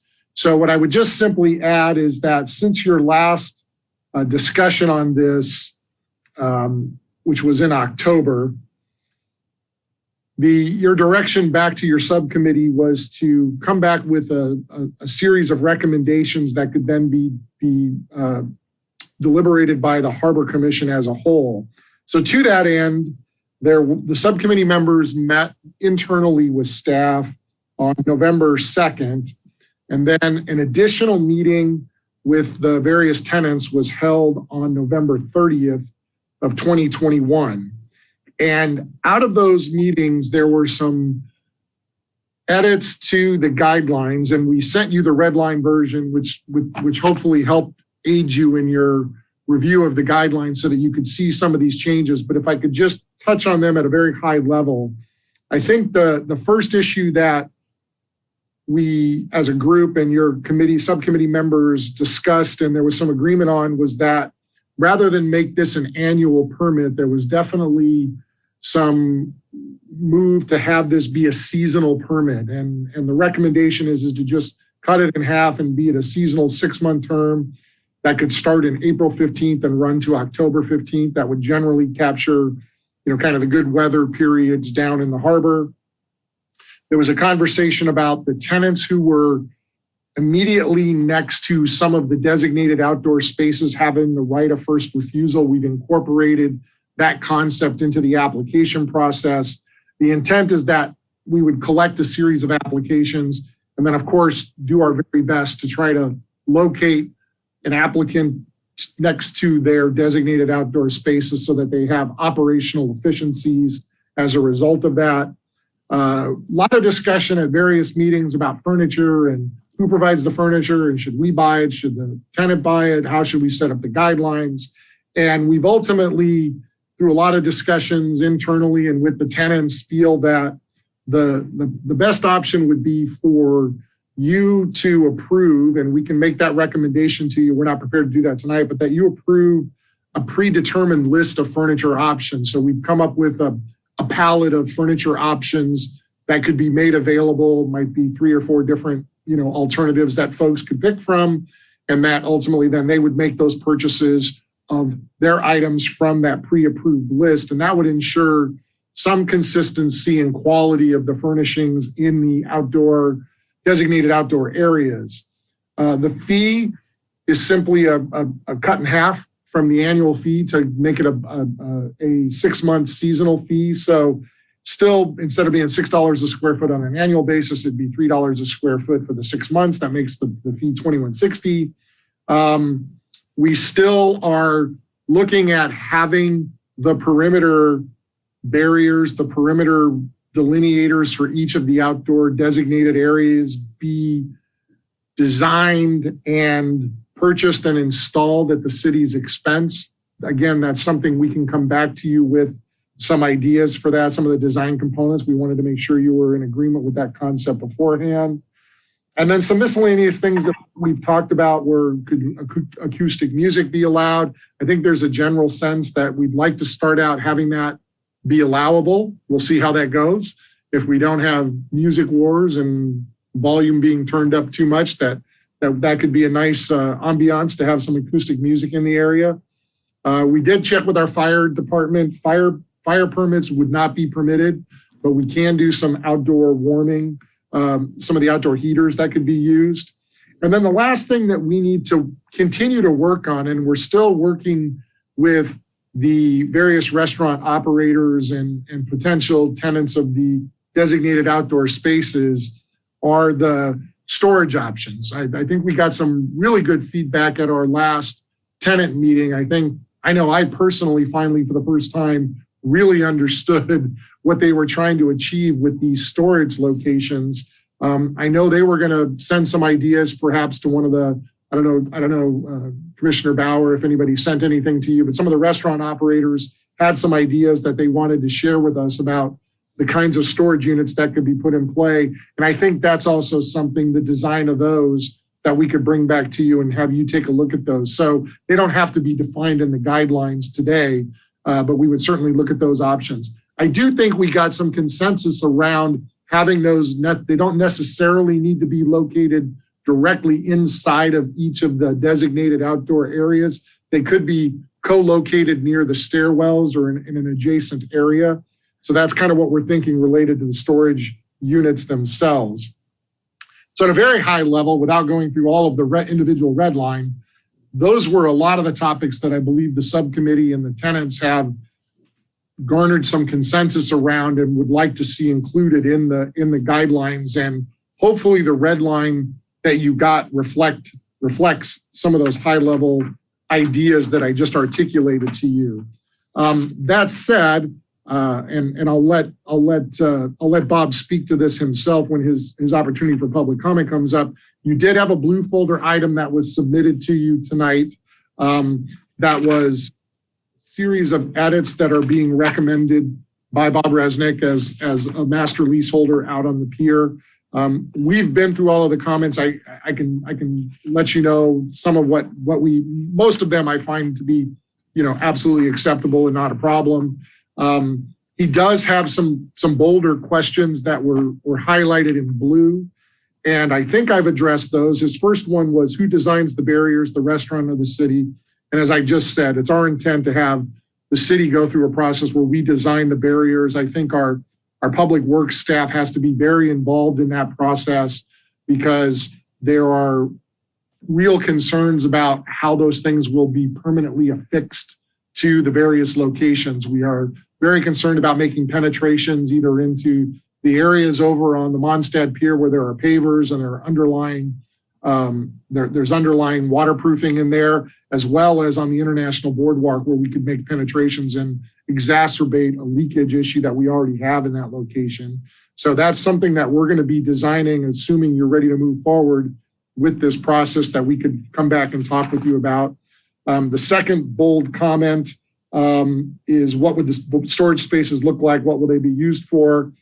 We don't have a design yet for the storage spaces. What we heard operationally from the restaurant operators is that their intent is to use them as storage locations for some of their equipment that they need up on the upper deck, but that they would also like to have these spaces have the capacity to do some limited beverage service. You've seen these kind of keg coolers that are square coolers that have a small tower with a tap on them. They would like to have one or two of those be able to be stored inside these storage containers, with the idea being they would close up, the top would come down, and they would be lockable so that no one would be able to get access to those. So the idea is some limited equipment and perhaps some operational tools like those kegerators, if you will, to be able to pour some beverages up there. And then the last bold comment that Bob had made a note of, I'm sorry, not that one. Then I believe there was one more. Or did I catch them both? I think that was it. Those were sort of the two big questions. And if I didn't address them, I'm sure Bob will bring it to our attention as part of his public comment. So with that, I probably would ask if maybe, and I see Commissioner Callahan has her hand up. She was a member of our subcommittee. I was going to any member of the subcommittee, if they'd like to elaborate or talk a little bit more about any of the particular topics that we raised as part of our internal discussion or our conversation with the restaurant operators. I just wanted to comment about the storage facility, that the consensus was they needed a space that was 8 by 6 by 5. And that was what everyone said would be what the bare minimum of what they needed. So now we have an idea. So 8 long, 6 wide, 5 tall. Okay. I think is what we finally settled on. Yeah. So those are the dimensions, and that allows them enough space to put 2 of those beverage units inside of there, as well as having some storage if they wanted to have 2, but that gives them some middle storage space as well to put some equipment up there for their use. But they felt like that was all of the operators were telling us they needed some kind of limited beverage service on the upper deck, that to be able to run up and down and, pour a beer and just have to go up and down those stairs was just really challenging for them from an operations perspective. And I'm sure Rochelle can speak to that matter when her opportunity comes as part of public comment. Okay. So that concludes staff's presentation. We're happy to take questions. If you'd like to do public comment, as I mentioned, we do have Bob Resnick, who's the master leaseholder for the Redondo Landing. And I see Rochelle is also here from the Slip Bar, and Mark is in attendance. He may have some thoughts as well. So at your pleasure, Chair, whatever order you'd like to take it in. I'll go to Commissioner Light first. Thank you. You're muted, Jim. I'd like to reserve my comments till after we hear public comment. Thanks. Okay, great. Let's go to public comment. Thank you. All right. Bob, I think you can unmute yourself and address the Harbor Commission. Yes, okay. And Mr. Chairman, before you start my clock, I would like to make a special request from the entire waterfront. And that is that the Harbor Commission do everything in its power to prevent Stephen Proud from leaving town. And that includes locking his door, taking his car keys away, and even calling his wife. I have worked personally hand in hand with every harbor director for nearly the last 35 years.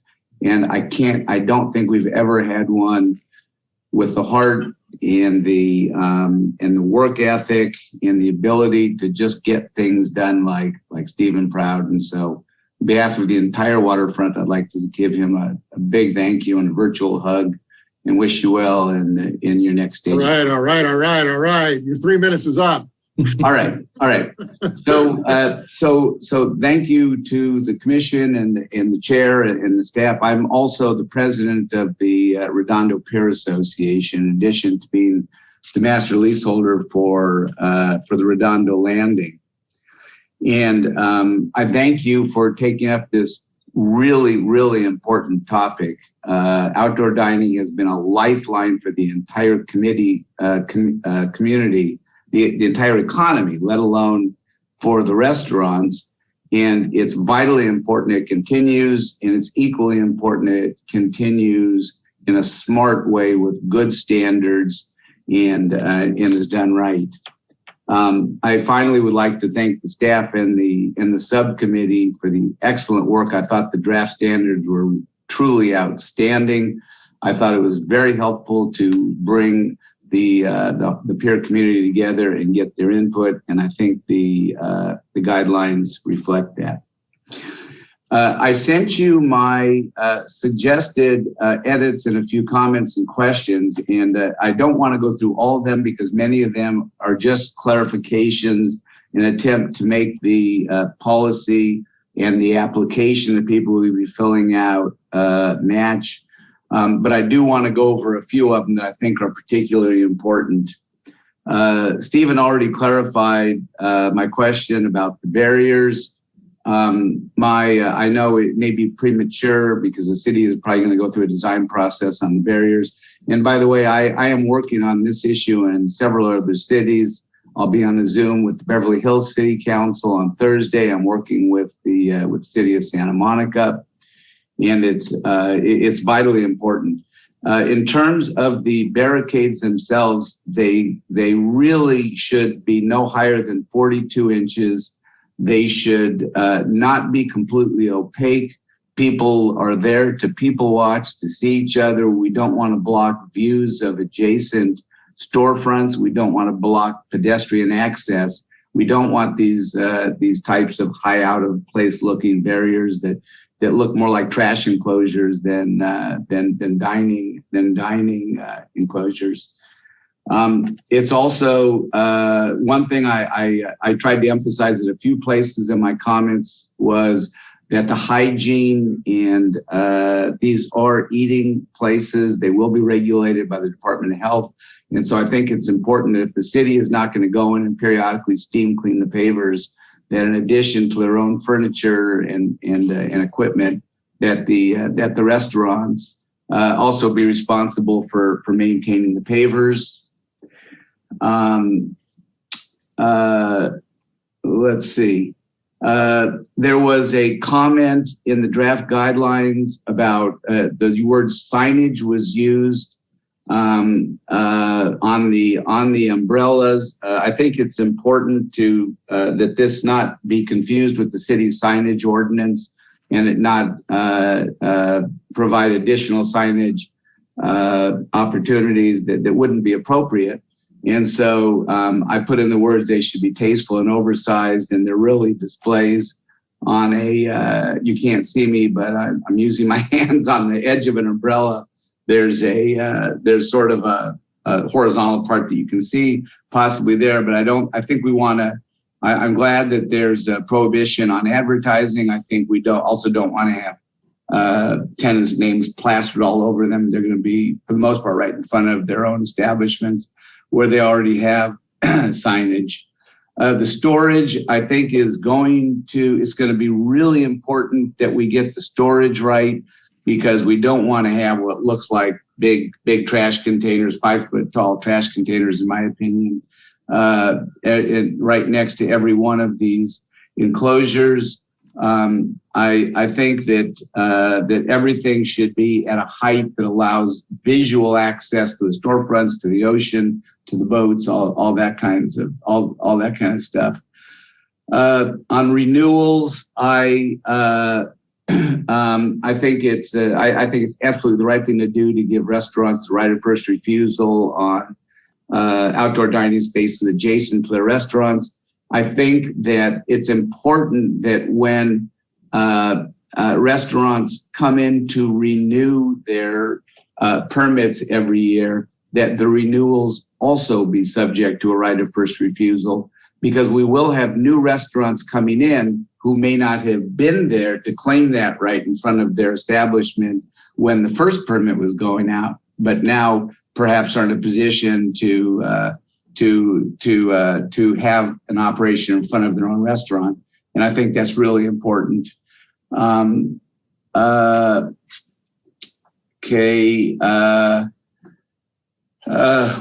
thing that I'm sure was probably, perhaps it was an oversight or I missed it, but it's that I did not see a map with locations on the pier. And it's, of course, it doesn't need to be explained why it's so critical that restaurants on the pier, as well as restaurants on the boardwalk, have the same opportunity to have ongoing outdoor dining. And so with that, I'll keep my remarks very short. I'm happy to answer any questions or reserve the remainder of my time to make a few comments later as the conversation ensues. Great, thanks, Bob. The next member of the public you have, I assume, Rochelle, you would like to speak. So if you could unmute yourself at the Harbor Commission. Hi, can you hear me? Yep. You can. Okay. Well, also, we wanted to say congratulations, Mr. Proud, on your retirement, and we wish you many years of happiness and fun and less stress. I really just wanted to come on to the Zoom meet in case anybody had any questions for us. We've been pretty involved in the discussions. I think not everything is exactly how I would do it, but I'm sort of the opinion, like, let's just get it started and see how it evolves and what happens. So I just wanted to be here in case you wanted to ask me any questions. Great, thank you. Thanks. Mark, I'm not sure if you wanted to speak on this topic or not. If you do, raise your hand. If not, I believe that will conclude. Let me check your e-comments. Refresh my screen in case something has arrived while we've been here. No, I do not have any e-comments. And Mark has not raised his hand on this particular topic, so I believe that concludes your public comment on this. The one thing I would like to do, Chair, is lost my screen. Here it is. Okay, is share my screen. Bob Resnick raises a good point that we neglected to put the map that we actually went out and measured spaces and walked spaces off on the area, and I don't have that available to me what I did want to do is just put up a Google map of the pier area here. Hopefully you can see that. Is that up for everyone? No, Not yet. It says you started sharing. screen sharing, but there we go. There. There we go. Okay.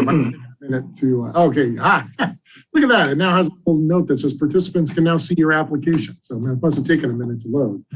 So the area that we've been looking at, and we went out and actually measured it off, and I apologize that map didn't make it into your packet, is there's a fairly significant area. Can you see my cursor right here, kind of in front of the area that is, you know, these are some benches and there's some planters that are these dark spaces right here, but there are some significant areas that lie between those where we were previously using those for outdoor dining during the height of the COVID crisis, and those spaces were available and usable spaces. For some of the businesses that actually front along the boardwalk here, that's a bit of a haul to get their stuff out to this particular location. And so one of the things that we were looking at for areas like the Waterfront Pizzeria, like Tony's on the Pier, and some of the areas on the Mondstadt Pier out here, was to designate I believe it was a 6-foot band, if I remember our calculations correctly, that would allow some limited intrusion into this public right of way. We have to be careful because this is, you know, an emergency access route through here, but we could allow some limited right in front of these particular businesses because they just don't have anywhere else to put those uses kind of along each of these legs as they go out toward the ocean. So those would be the two primary designated areas, and we could certainly, you know, work to refine those if those seem problematic. But those were some areas that we measured out, took our tape measures out, and felt like we could accommodate some designated outdoor dining space in this zone and then in front of these businesses on a very limited basis as you go out toward the water itself. So I just wanted to share that with you because I apologize, and Bob is correct, it was an oversight on our part. Thanks. Fire department was okay with 6 feet there. Some of that is pretty narrow. Yeah, it is pretty narrow. You know, when we did the temporary use permits for them, we had fire look at those spaces and they were allowed on the temporary use basis. So we think they're going to feel pretty comfortable with that continuing on a limited basis out there. We measured the entire walkway and then tried to preserve a certain amount of space inside of that 6-foot band. Thanks. Okay, looks like we've got some internal hands up. Commissioner Callahan. I want to thank the other members of the subcommittee. It's been a fun project, and the restaurant owners have been very helpful and really into things that we didn't think of, they presented to us, and we're grateful for that. I think it's been refined and refined and refined, and except for the maps of the actual pier and the actual design for the storage, I think we're pretty much there. At least that's my feeling. So I'm going to let everybody else speak and then maybe jump back in. Thanks. Commissioner Gazan. I was just going to ask about the renewal, the first come, first serve. I also didn't see that pointed out and wondered how we handled a renewal if they weren't in fact first come request for a certain spot.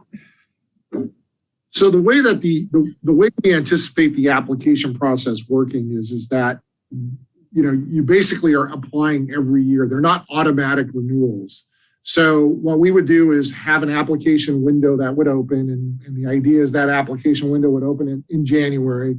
We probably want to have an outside date so we know, you know, okay, look, if you're really interested in doing this, give you 6 weeks. Should be easy for people who are renewing because we know what they want to do. It's really the people who might be new applicants that may be more challenging. We can gather all those applications together and then allocate the space. Now, when we put the initial barriers up for the first year, we're going to have delineated some space. So, you know, if there's some movement that needs to occur, it's going to have to occur within some of those delineated spaces, because what I don't think we're going to want to do is kind of keep tearing down barriers and reinstalling barriers. We're probably going to want to start to delineate some spaces and then make those spaces available through the application process. But our intent is always going to be to try to get an existing business to be as close as possible for their designated outdoor space as we can to where their brick and mortar location is, because we get it. You know, we're not going to have Naja's designated outdoor space be above quality seafood. That just doesn't work, right? So we're gonna do our very best to try to make sure that Naja's space is above Naja's, you know, the slip is above the slip, El Torito is in front of El Torito in the plaza area, that we get them as close to their operational units as we can get. So that's really the right of first refusal process. You know, they're going to be able to submit an application for a location, but we as staff are going to have to make sure we balanced that need in case two people are looking for the same space. We have to meet with them, work with them, figure that out. But the idea is to open an application process, collect the applications, see who's interested, and then allocate the space accordingly. Yeah, that makes sense. I just wasn't sure how it was worded with the renewal. Yeah, the way,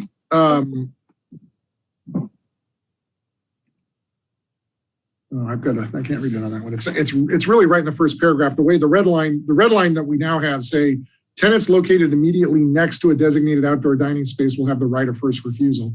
And the idea is that, you know, we don't, yeah, I guess you don't want somebody trying to squeeze somebody out because they're saying, hey, I want that space, when it's right next to somebody else's business.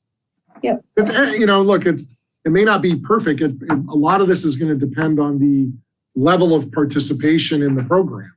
You know, we're hoping that we're going to get a really good critical mass of restaurateurs who are interested in these designated outdoor spaces. So if we're heavily subscribed, it'll make balancing that need a little more challenging than if we're more lightly subscribed. Thanks. Yeah. Commissioner Light, I think you're the final hand. Okay, so first, my question is on process. Is the goal to approve this tonight and then send it to City Council for their deliberation? I think that's what I would recommend, is that you approve the draft design guidelines and, you know, recognizing that we have some design considerations that we need to bring back to you, like the palette of outdoor furniture, the design of the storage units themselves. But those, the perimeter barriers, I think, you know, we'll bring those back to you. We could take those to the City Council. That's really stuff that you're going to want to deliberate on and provide input on. But in order to move the process forward, I would recommend you, if you're so inclined, would be to take a motion and approve the draft guidelines so that we can get it to City Council and make sure they're on board with the program. Quite frankly, you know, we've been working on this without really going to them and asking in a formal way, are you guys good with this? I'm assuming they are, based on some of the conversations we've been having about the outdoor dining in the Riviera Village and some of the other conversations that have been going on. But we really should get that formal question to them sooner rather than later, so we can start doing that work of figuring out some of these other design components. Okay, thanks. Yeah, I agree with that. I appreciate the work the subcommittee's done, including city staff and the businesses that have contributed. So I don't want to keep beating a dead horse on it. I'd like to get something going because the council's likely to have substantive inputs. My question on who pays for what, maybe I'm missing it in here, but it sounds like the city's paying for the barriers. Correct. And I hate to do that without knowing what it's going to cost, but I don't want to hold this up either to get that estimate. So what about chairs and umbrellas are the responsibility of the businesses? Correct. Yes. And what about the storage? That would likely be the cost of the business itself. I think that's our expectation. And you know, we're going to have to figure out what that's going to take. It could be something that we almost need to design and build. You know, having heard the conversation, we kind of walked away as staff thinking, you know, is this something we need to do? I'm not sure if we're going to find the perfect. We aren't. Shelf I unit. looked. Yeah, I looked. I'm not sure there's a perfect off-the-shelf unit. So this may be something where we need to sit down and drop some plans with someone and see what it would take to actually construct those. If we end up doing that and we can do it at scale, where we're doing 6 or 7 at a time, we may be able to bring the cost down and have it be nominal for those. Hard to answer that question without knowing the cost. But our expectation, I think, would be that because not maybe every owner doesn't want one, so I think it would be a restaurateur cost. Our real kind of walking in assumption is that we'd really just be covering the barrier components. Okay. The one thing I'd like, maybe it doesn't need to be in the document, but I'd hope we'd point any music towards the water so we're protecting the residents up above this. So any speakers should be pointed. Hi, Jim. It's Flo Swigert. Maybe you don't even. Oh, I'm getting a voicemail somewhere. I don't know where. It's your home phone. I want to know if you. I don't know how to turn this off. Damn I'm it. getting a message. Mute yourself. Mute for a second, just in case. Uh-oh. Jim just left. He must have just accidentally logged himself. In his haste to turn off his voice, I think he may have logged himself out of the meeting. I'll ask a question then. Jim's question about furniture reminded me of a question I had. There have been concerns about security down there. If there is damage to furniture, security seems a little bit on the city side to me, but if furniture is owned by the vendors, how will we deal with vandalism and any potential damage? Yeah, unfortunately, I mean, this is a thorny, difficult issue because it's one of those things where I know and I just had a conversation with the mayor about this yesterday, where he's been getting some feedback from some different folks about security matters as well. And I think is interested in finding ways of ramping up security. I think he's keenly interested in finding ways to maybe do camera installations as a starting point, which may help with some of it. But I think if, what we're hoping to find is maybe some furniture that is hardy, can kind of withstand as much as it can take, and perhaps something that, if it gets vandalized is easily repairable. And I'll give you an idea and I'm not saying this is what we're suggesting, just as an idea and talking point. While we were sitting there, some of the operators have done, in fact, I think Naja said they built them themselves, these really nice kind of long picnic table type looking units that they've painted. And if it's something like that, where maybe if it gets graffiti now, if it gets etched, it's harder. But if it gets, just regular graffiti on it, that could be painted over. That may be some ways to maintain it. It's going to be a struggle for us and we don't want to represent or promise that we can have, 24/7 security up there. It's just inevitable that when a patrol walks by and they go to another area of the pier, there's an opportunity and that's just kind of what happens. So, the furnishings would be owned. We'd have the pallet that they could pick from, but they would be owned by the businesses and would sort of be their responsibility to maintain them in good repair. So if they get heavily vandalized, we'd be looking for them to possibly replace them if that's the case. Thanks. Yeah, I'd hope between what the city knows with, parks and schools and pier maintenance as it is, we can pick some good stuff. Right. I was also going to say that the guys already doing maintenance on the pier may have a good idea about how to build these storage boxes to last. It seems like you've got some good fabricators on that team. Right. Thanks. Okay. Jim, we've got you back. Yes. Sorry about that. Further comment there? I had a question. I know you guys went through this on the subcommittee, but 6 months just seems to be like a waste of a season. I'd imagine everybody would want it for the summer and then most would opt out for the winter. And what are you going to do? Maybe accept a temporary person for the winter and then give it back to the other one? Or it just seems, if there happens to be some nice days over the holidays, they should have the option to go up there. I'm just wondering, maybe we should make it a year-long lease or whatever you're calling it. May I speak to that? Yeah, absolutely. What we found when we were up there having our last subcommittee meeting, it was freezing cold. There wasn't one person up there. It was a disaster. And it came up, if we want to have a special party like Super Bowl or New Year's Eve, they can go to the city and get a special permit. It will not be included in their usage. So that option is available. But to have them apply for 6 months to have 3 nice days during the winter just doesn't make sense. Well, that's why I question whether we shouldn't just make it a year long, but keep it at the 6-month price. Well, no, because the stuff will have to be removed. The stuff will be removed. All the, Yeah, there was a, Jim, there was a sense that, you know, when sort of mid-October and November kind of hits and there's 4 or 5 months where, you know, you may only get 2 or 3 days that they just didn't want to have. And they're, you know, kind of all of this furniture and equipment and stuff just lying up on the top of that deck, that what we'd like to do is really have it a true seasonal thing. You can almost imagine it's kind of celebratory. Hey, the upstairs deck is opening on, you know, April 15th and yeah, excitement around that. And hey, outdoor. You guys thought it through. I'm not going to second guess. Yeah. there was a lot of input and a lot of really good thought. Yeah. It actually came from the business owners. Yeah. Great. Thank you. I was up there on Sunday, you know, one of the busiest possible days in December. It was sunny. It was about as warm as it's going to get. It wasn't that windy. You had the car show, you had the Pier concert, and there was nobody up there. And, you know, even I didn't want to be up there. Yeah.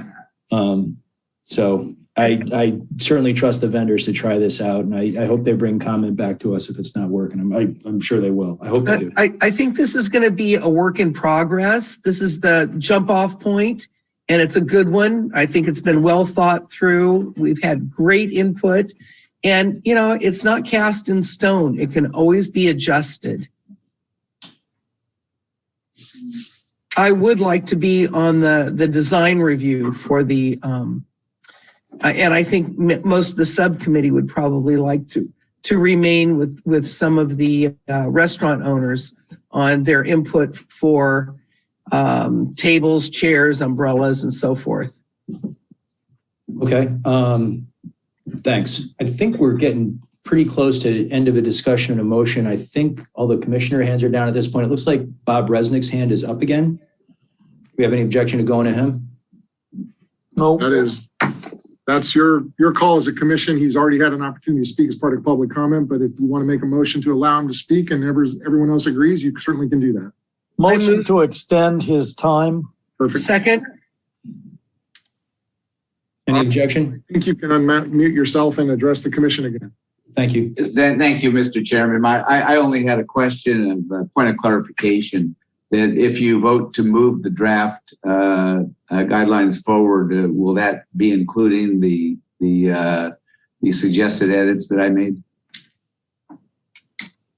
So to give you some input, since I did go through the suggested edits, like I said before, I found most of the stuff that you see highlighted in yellow, if you have it as a color copy, which are really the additions of text, to be fine with really only 2 exceptions.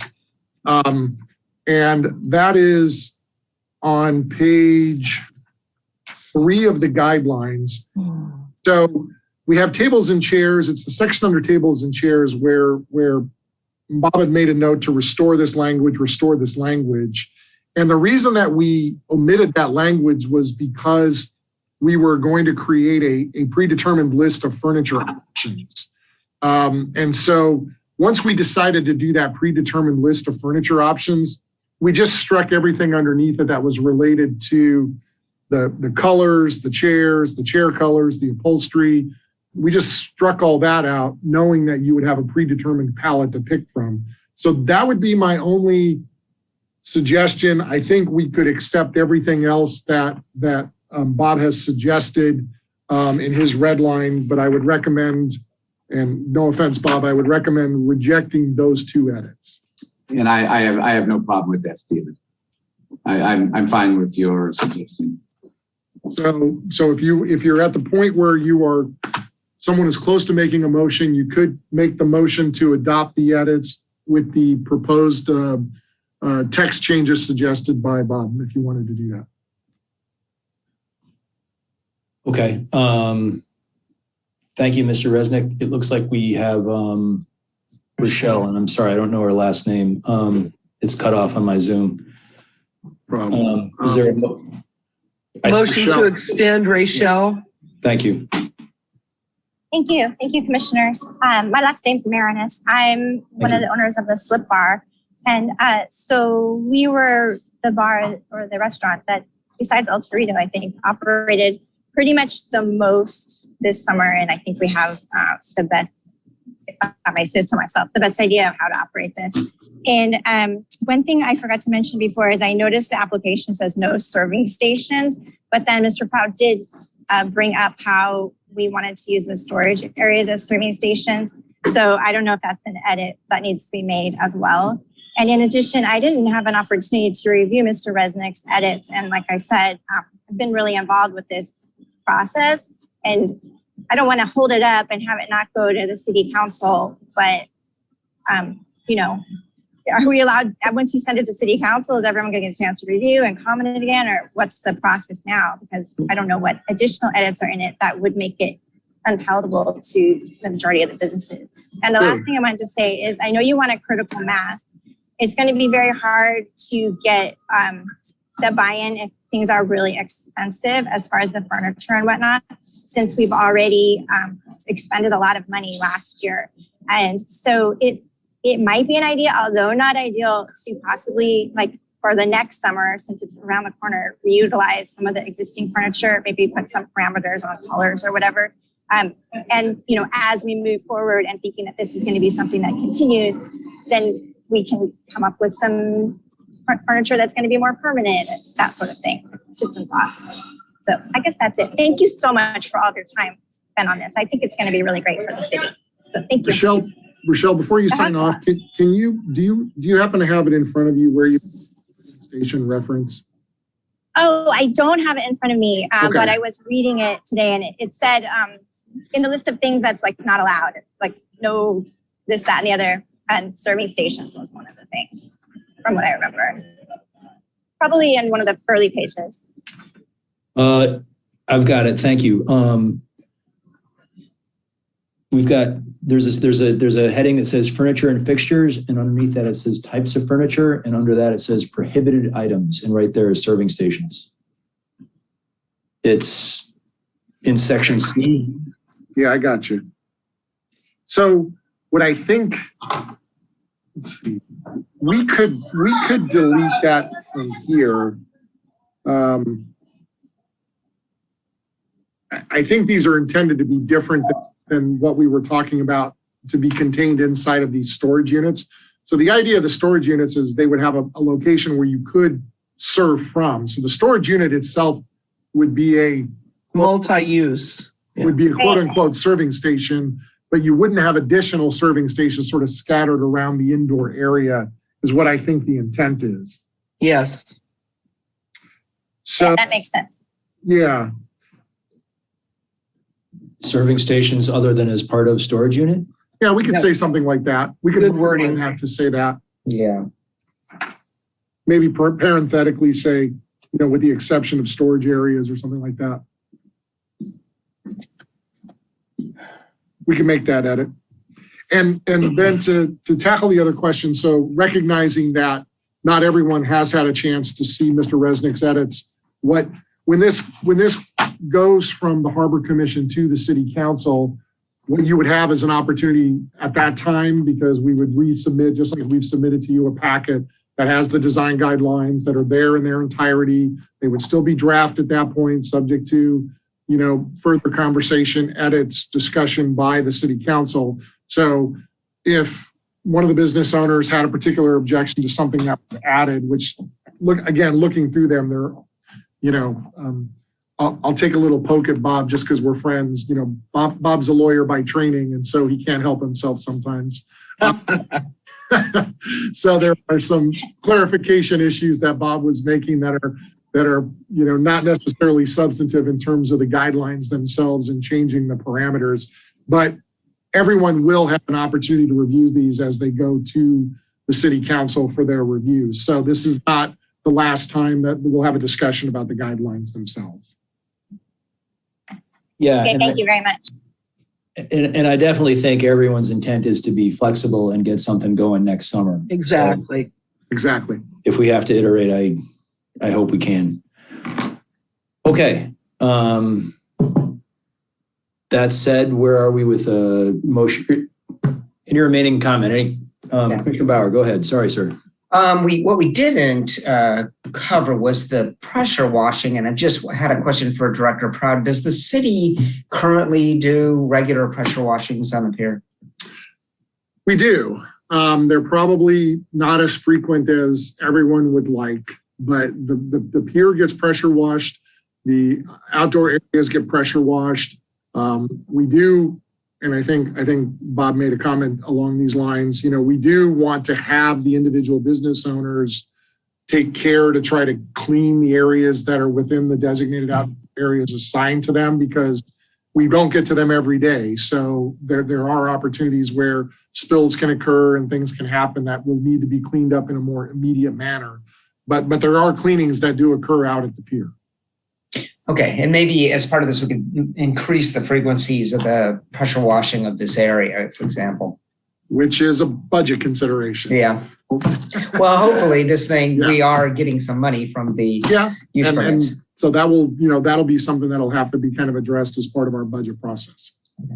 All right, thank you.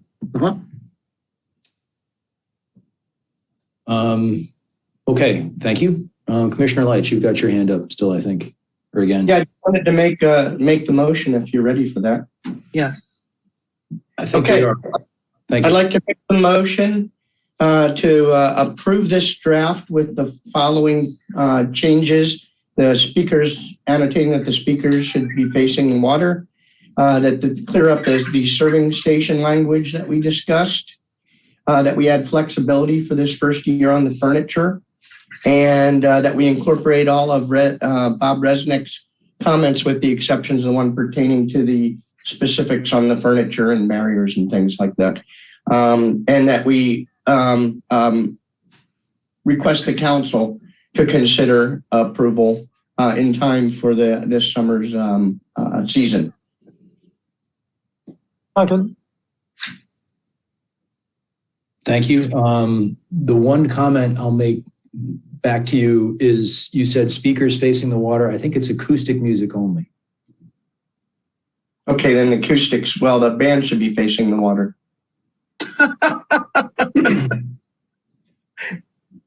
Yeah, I would envision the band being at sort of one end of these little areas, playing across the whole area. But if the band is facing the water in one of these sort of long, narrow shapes. Okay, I withdraw that. I'll take the friendly amendment and withdraw that proviso. Thanks. Okay. If, as long as Matt's okay with that, he was the seconder. Yeah, thank you. Good call. Yeah, I'm fine with it. Okay. So we've got a motion and a second on the floor. Any further discussion? Okay. You think we need a roll call vote or? So let's take a roll call vote on this. It's a good item. So everybody's moved around on my screen. So again, taking you in order, Commissioner Light. Yes. Commissioner Bauer. Yes. Commissioner Callahan. Yes. Everybody just moved on my screen. Let's see. So hand down. Sorry. I did Callahan, Commissioner Walters. Yes. Commissioner Kilroy. Yes. Commissioner Curzon. Yes. Chair Carlson. Yes. I think somebody left and it just caused all the images. Okay. I think I got everybody on a 7-0 approval vote for that one. Okay, good deal. Let's see now. We are, grab my agenda here. Director's report, great. So let me jump into the director's report and I'll try to keep it brief since we're pushing 9 o'clock here. As always, want to give you some updates on things that have gone to the city council, things that are upcoming. Since we last met, there have been 3 council meetings that have occurred. On the meeting of November 9th, there was a consent to sublease amendment for the Redondo Landing, Bob Resnick's leasehold to, and I think I mentioned this in my last director's report, for occupancy of the old Barney space to be reopened as a concept called La Cantina, which is a concept from the same group that operates El Torito out on the pier. They've actually already begun some of that demolition work, and much to our chagrin, they did a little of that work after hours, and we got some complaints about it. But the good news is they are moving forward in that process, and we're excited to see a new operator moving into that space. So we're optimistic that that'll be online before long and finally take a space that closed near the beginning of COVID and have it reopen very shortly. The second thing that happened on the meeting of November 9th was a presentation from the Redondo Beach Travel and Tourism Board talking about their annual report for the Tourism Management District, their activities for the past year and the upcoming year. That's always an interesting report. They do a great job in terms of presentation of what the local hoteliers are doing to try to drive business to their various establishments. They've hired some very high quality marketing folks that have put some great ideas together.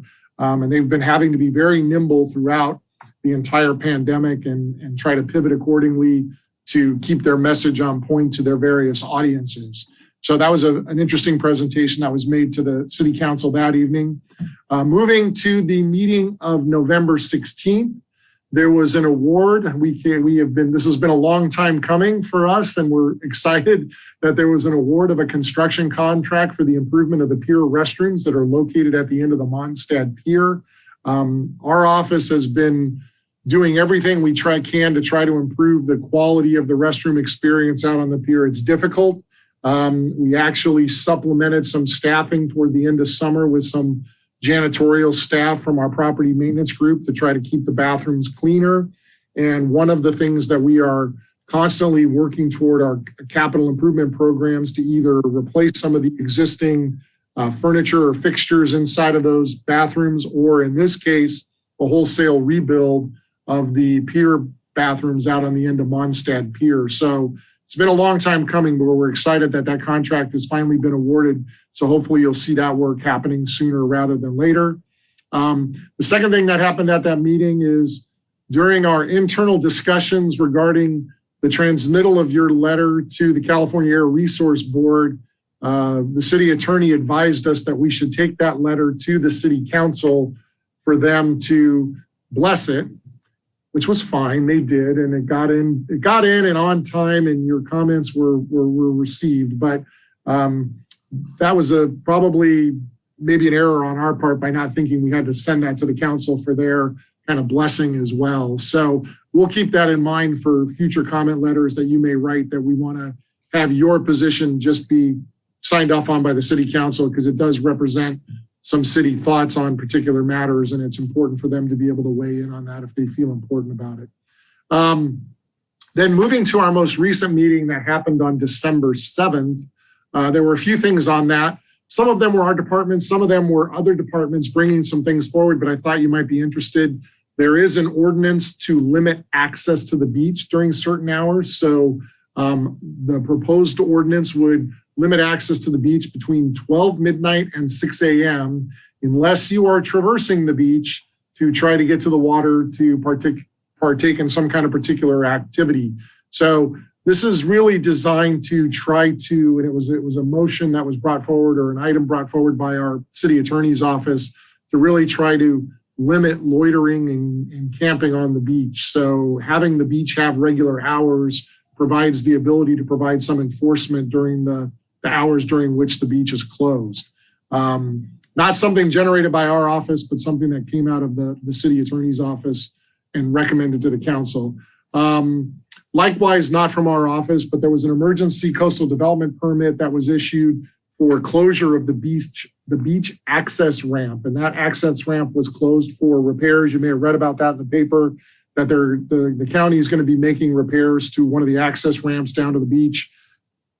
We had to apparently adopt a coastal development permit to close that ramp so that they could make those repairs. So that was done as part of that meeting as well.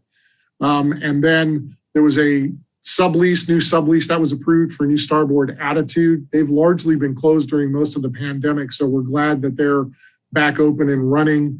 And then there was an update to the job classification for my position. There were some modifications that were made to that job classification, and we expect that advertisement for the position will be out on the street probably either later this week or early next week is kind of what we're hearing from Human Resources. So there will be an active recruitment for my replacement very soon. Moving on, miscellaneous and follow-up items. We talked about liveaboards, public amenities plan. So the working group held our second meeting in November, on November 15th. A lot of that conversation was focused on the upcoming community workshop, which is this Wednesday night. If you want to participate and haven't had a chance to register yet, please go to khamentitiesplan.com, khamentitiesplan.com. And there you will find an opportunity to click on a button there that will take you to a registration link for the working group meeting. It's this Wednesday night from 6:30 till 8 o'clock. We're looking forward to that. The consultant team has done 2 pop-ups out in the community. They were at Veterans Park Farmers Market. We went down there. We bumped into Chair Carlson while we were there. We bumped into Mark Hansen while we were there. So they had a little setup there. And then they also did a setup over the weekend on Saturday to drum up some business at the holiday concert that was happening out on the pier. So there was an opportunity to kind of meet with them and raise awareness of the community workshop there.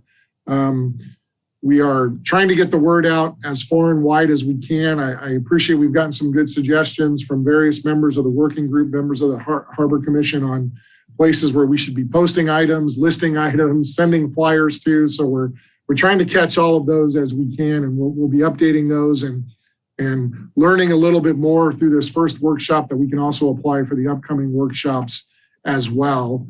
So that's where we are on that.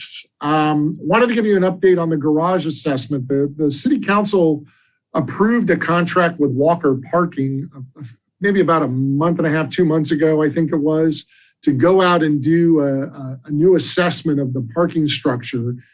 They've completed the field work associated with that, with the latest round of the condition assessment.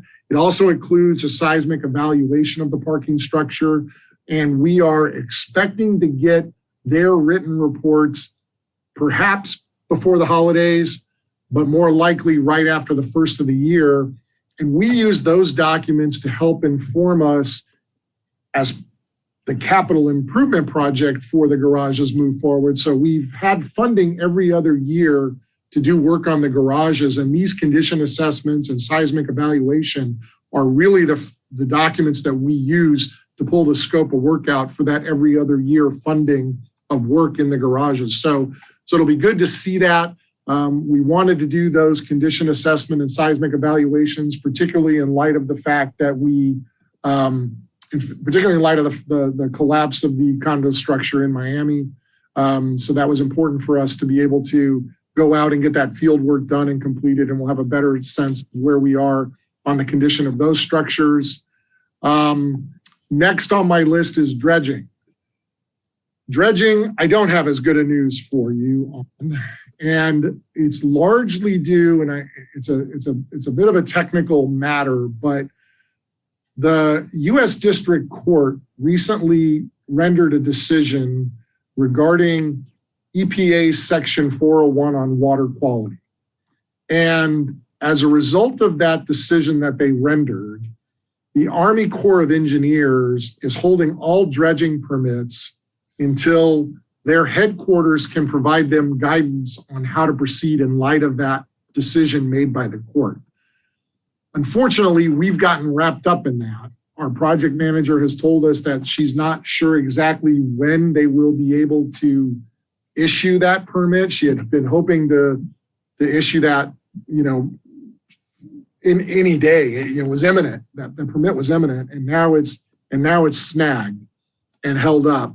It looks like, given the dredging windows that we identified when we had this conversation in the past, that we won't have the ability, because we really need that permit to know what the conditions of the permit are, so that we can put that into the specs that we then take out to have people bid to do the work. So we need to know what that is before we could ever even, kind of move that process forward. So we're thinking we're going to miss this window, the 2022 window, and that's likely going to push us to 2023 for the dredging project. So that's unfortunate news, and I really wish that wasn't the case, but it is something that is 100% entirely out of our control. We just don't have any ability to influence that process right now. It's really up to the Army Corps of Engineers headquarters to provide some guidance to their field staff on how they want to implement this recent decision by the court. So unfortunately, not so great news there. And then a couple of just housekeeping things. We've been working really hard to try to get internet service down to the businesses on the International Boardwalk. We had heard from one particular business, Barley Vibes, that's a new tenant down there, that they were just having all kinds of issues trying to get internet service established. We've spent a lot of time working with Frontier, both our office and the Public Works Department. We think we've got them up and running, and we're exploring opportunities to expand the service to some of the business out there that are still missing out on a quality internet connection. So we're working on that. Another housekeeping item, want to remind you all that City Hall does close for the holidays this year, and our holiday closure starts on Wednesday, December 22nd, so next Wednesday, and that runs through Monday, January 3rd. So there won't be anybody for the most part in City Hall for that window of the holidays. They close City Hall itself, so wanted to make sure you're aware of that.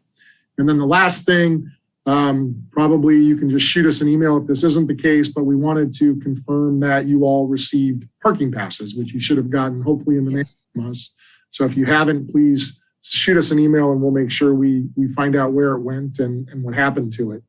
Then the last thing on my list is upcoming meetings. So as you recall at the last meeting, we told you that we were going to cancel the January 10th meeting, and that was largely due to the holiday closure that I just mentioned. We would have virtually had no working time at all between the end of this meeting and then having to send out the packet for that next meeting, which would have put us into your regularly scheduled February meeting.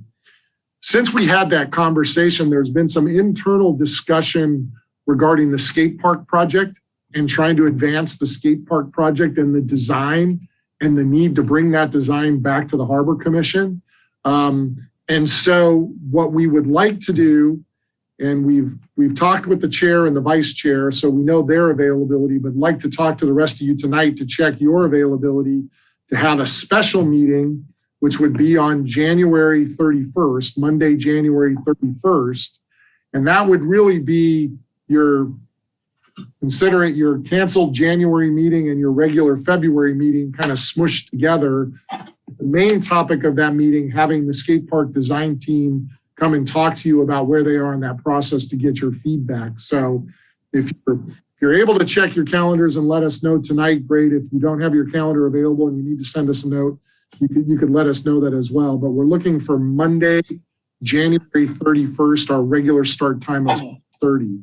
So I know Roger and Tom are available. So it's really, Steve. I can do it.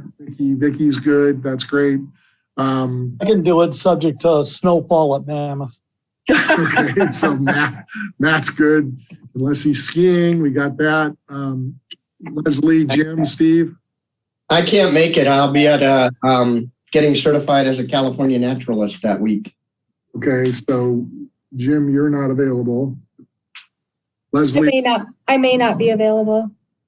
Okay, so Leslie, you might not be available. Okay. Steve, how about you on the 31st of January? Looks good for me. Okay. All right. I'll let folks know that may mean we're missing a couple of commissioners and maybe we just go ahead and have it on a regular February date. It's only 2 weeks later, so hopefully that won't put too much of a crimp in the schedule. But we'd like to have you there. This is kind of an important harbor, and it'd be nice to have a full commission to be able there to give your input. So with that, I believe that concludes my last director's report. Happy to take questions, comments, thoughts. Raise hand. I'll go first. First of all, can you all see me okay? Power is out at my house. The power's out.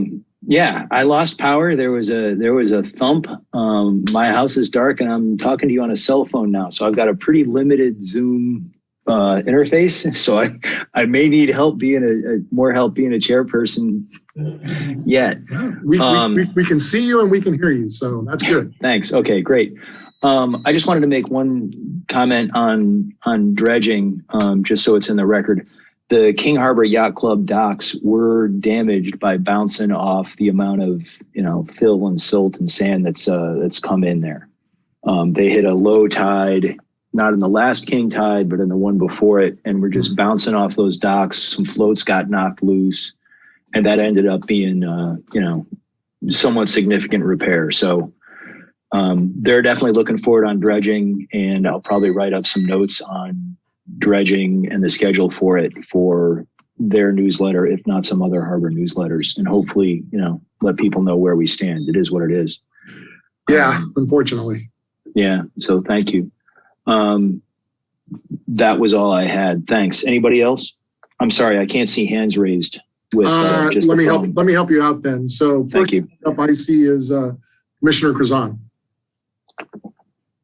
Could you remind us when do those studies that went into the permit application expire? Is it like we have 2023 and we're fine, but if it goes a year beyond that, then those are no longer good studies? For the dredging permit? Yeah. Yeah, I wouldn't think they would penalize us given that they're the ones who've shut down the permitting process. So I think we should be able to rely on the work that we've already done to start the permit. I didn't hear anything about that, so I can't tell you that with certainty. But It really was a core decision to freeze the permitting process. So hopefully they wouldn't penalize permittees and start to tell them their data's stale and they have to go out and do new work. Mm-hmm. Okay. And then I know you're just reporting on it, but I guess a comment back about closing the beach from 12 to 6. I wonder if there's a provision in there for chaperones. I know there's a lot of kids that surf before school, and I suspect parents sitting on the shore. Oh, yeah. I mean, I would think so. It's the idea is if you're actively engaged in kind of a beach activity and you're traversing the sand to participate in that. I can't imagine if there's someone out there and their kid is surfing that, and someone walks up to them for an enforcement action, that they would take an enforcement action against that person. But, that's not really the intent of implementing the hours. They wanted to. I listened to the conversation, and one of the things that they were trying to avoid was using the phrase loitering, because I guess loitering is a very difficult standard to try to prove if they want to try to cite someone. So they felt like if they just had beach closure hours, that would be a better enforcement tool for them to deal with anything that was happening at the beach that needed to be addressed, rather than trying to enforce a loitering standard. So. Okay. I think they'll definitely, take a common sense approach to this, I think, in terms of their enforcement. Okay, so I'm sorry, the chair can't see hands. So the next hand up is Vicky. Yeah, my next question, are we on items from staff or commission items and referrals to staff? I'm confused. We are still on the director's report. Oh, okay, then I'll take my hand down. Okay. I don't see any other hands related to the director's report. So with that, Chair Carlson, the next item on your agenda, I'm not sure if you have access to your agenda given your circumstances. Your next item is items from staff. We don't have anything further for you tonight. The next item below that is commission items and referrals to staff. So you can take folks in whatever order you like. I know that must have been why Commissioner Callahan had her hand up. So Commissioner Callahan, I'll help the chair out and call on you. Thank you. My question is for the January meeting, if there is no Waterfront Economic Development Director, will it be chaired by Lori Koiki. It will. Good. I Okay. assume Lori is going to have that responsibility between now and when the next director is appointed. So, Cool. she'll be able to give you your director's report and kind of moderate the various items. Not sure what else may make its way onto the agenda at this point. Right now, we're looking at the skate park, but I'm certain that we will have some kind of a waterfront amenities plan update since we will have had the community workshop by then. So we'd want to make sure that the Harbor Commission is updated on what's happening on that process and if there's anything that's needed from the commission at that point. You do have subcommittee representation, so they can also report that out for you as well. I also wanted to wish everyone a Merry Christmas and a very Happy New Year, and the best to you in your retirement. Thank you very much. Appreciate it. Any other referrals to staff? Hands? Don't see any. Jim? You're muted. Yeah, no real referrals. I just wanted to say, Stephen, it's been an honor working with you and really enjoyed it, and hope you enjoy retirement as much as I am. Well, thank you all very much. I probably should have at the very end of my director's report thanked you all for your service to the city. I know, it takes a lot of hours to serve on a commission, and some of you have been doing it for years and years and reading through packets and material. And there's no doubt that you all are dedicated to the harbor and the boating community, and that you're really looking out for the best interest of them. You've always treated me and our staff with the utmost respect, and we appreciate that as well. So I wish you all the best. We'll keep an eye on you from afar. But we hope I have nothing but best wishes for the city going forward. So, with that, if you want to take a motion to adjourn, we can all get out of here.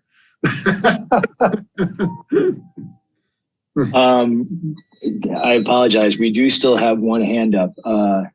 Mark Hansen. Oh, it wouldn't be your last Harbor Commission meeting. You know what? Well, you know why? That's odd. He's not there anymore. I just got a text and he said his hand is still up. Oh, maybe he lost power too. His hand is up, yeah. I don't see him. I don't see it. Can we refresh? It's not there.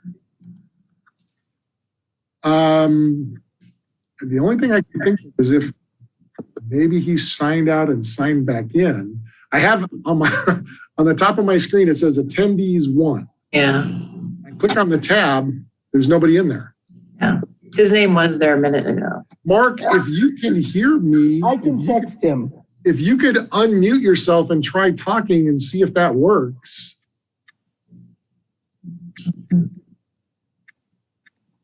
Yeah. Shall I have him sign back in? Yeah, that's what I would recommend. That's why I didn't catch him, because there's nobody there. Okay, I just sent it. That is so strange. Oh, now it says attendees 0. So maybe he signed out. He signed out. He'll probably sign back in. Okay. Hopefully he will appear and we will unmute him. And I will apologize for not having him. I should have known. I don't see him. My thing now says attendees 1 again, but I don't have his name. Mark, if you can hear us, can you try unmuting and speaking to the commission? He's not showing. I don't think he can do it without.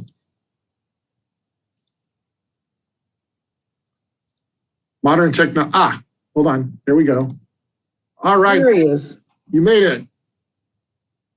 All right. Can you hear me? You can. I apologize. On my screen, it said attendees, but there was no name underneath there. So I apologize for not recognizing you earlier.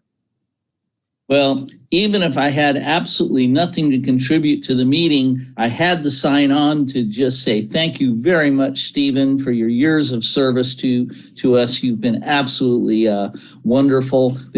Actually, the only other reason I had the hand up was under director's report. I didn't know if maybe you wanted to let the commission know just a little bit about the fireworks discussion at City Council. Yeah, good point. So there was I guess it was on the December 7th meeting as well.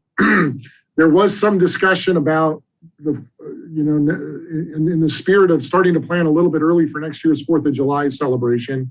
The Community Services Department brought an item forward to talk about the fireworks show for next year. They are recommending that the show be on a barge this year, not on a land side like we did this year. And then there was some discussion about the King Harbor Association would like to hold an event in Seaside Lagoon. They're interested in holding the event, having it be a ticketed event, with the idea being that they would collect the proceeds as the association and then use those for the betterment of the association, which is intended to be the betterment of the harbor as a whole. I think the city council was interested in the idea, but wanted to have more of a collaborative approach with the King Harbor Association in terms of the sharing of proceeds that might be generated from that event. So there was direction back to our community services staff to reach back out to the King Harbor Association and continue discussions with them. I think there was also, and if I get this wrong, Mark, and you remember differently, please correct me, but there was also some direction to look at alternatives to fireworks, given the environmental impact that the fireworks may have, and perhaps look at something like a lighted drone show, which are pretty cool, as a possible alternative to a fireworks option as well. So I think staff is going to go away and explore that as a potential option to traditional fireworks as well. So that's my recollection of the item, but Mark, please correct me if I didn't include something.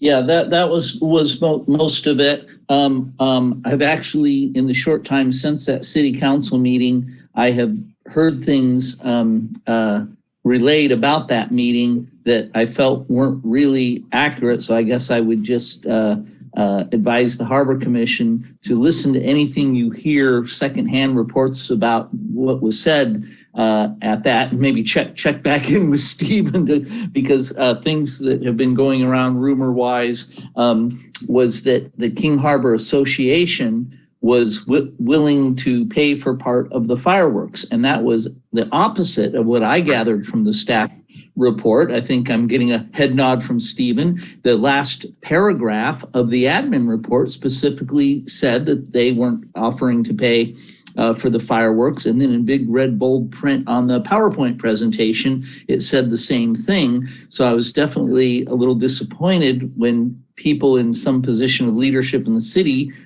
were, implying that, oh yeah, they were going to pay for part of it, because that's just not what I heard. Also, I heard a rumor that, oh yeah, the harbor event was going to probably be lasers, and I would say Director Proud said it way more accurately to you. It was just something that they discussed lasers and they discussed drones, but there was absolutely no decision on that. So I just advise everybody, be a little cautious about what you hear secondhand and kind of check back in with Stephen and he'll give you the real scoop. Thank you very much. And at this point, you would be checking back in with Lori and Elizabeth. And my recommendation would be to you, to the extent you have any correspondence with our office, you're sending emails to our office, after today, even though I'm here till the end of the week and technically on the payroll till the end of the month, at this point, anything you send to our office, please make sure, Lori or Elizabeth are both CC'd on the emails, or send them to them directly. Don't CC to them, just send them to them directly. And if you get them to both of them, then we got a good chance of at least not having anything try to slip through the cracks while we're getting our organization back in order here a little bit. So that would be my only request to you. So thank you. Appreciate it. Thank you. And I want to echo everyone else's thanks. Stephen, thanks for your leadership here. Thanks for showing us how to do this. I really appreciate that we have good discussion here and often end up unanimous, hearing each other out. Thanks for your leadership in an organization that is this functional and working this well. Thanks for being a great interface between this organization and the city council.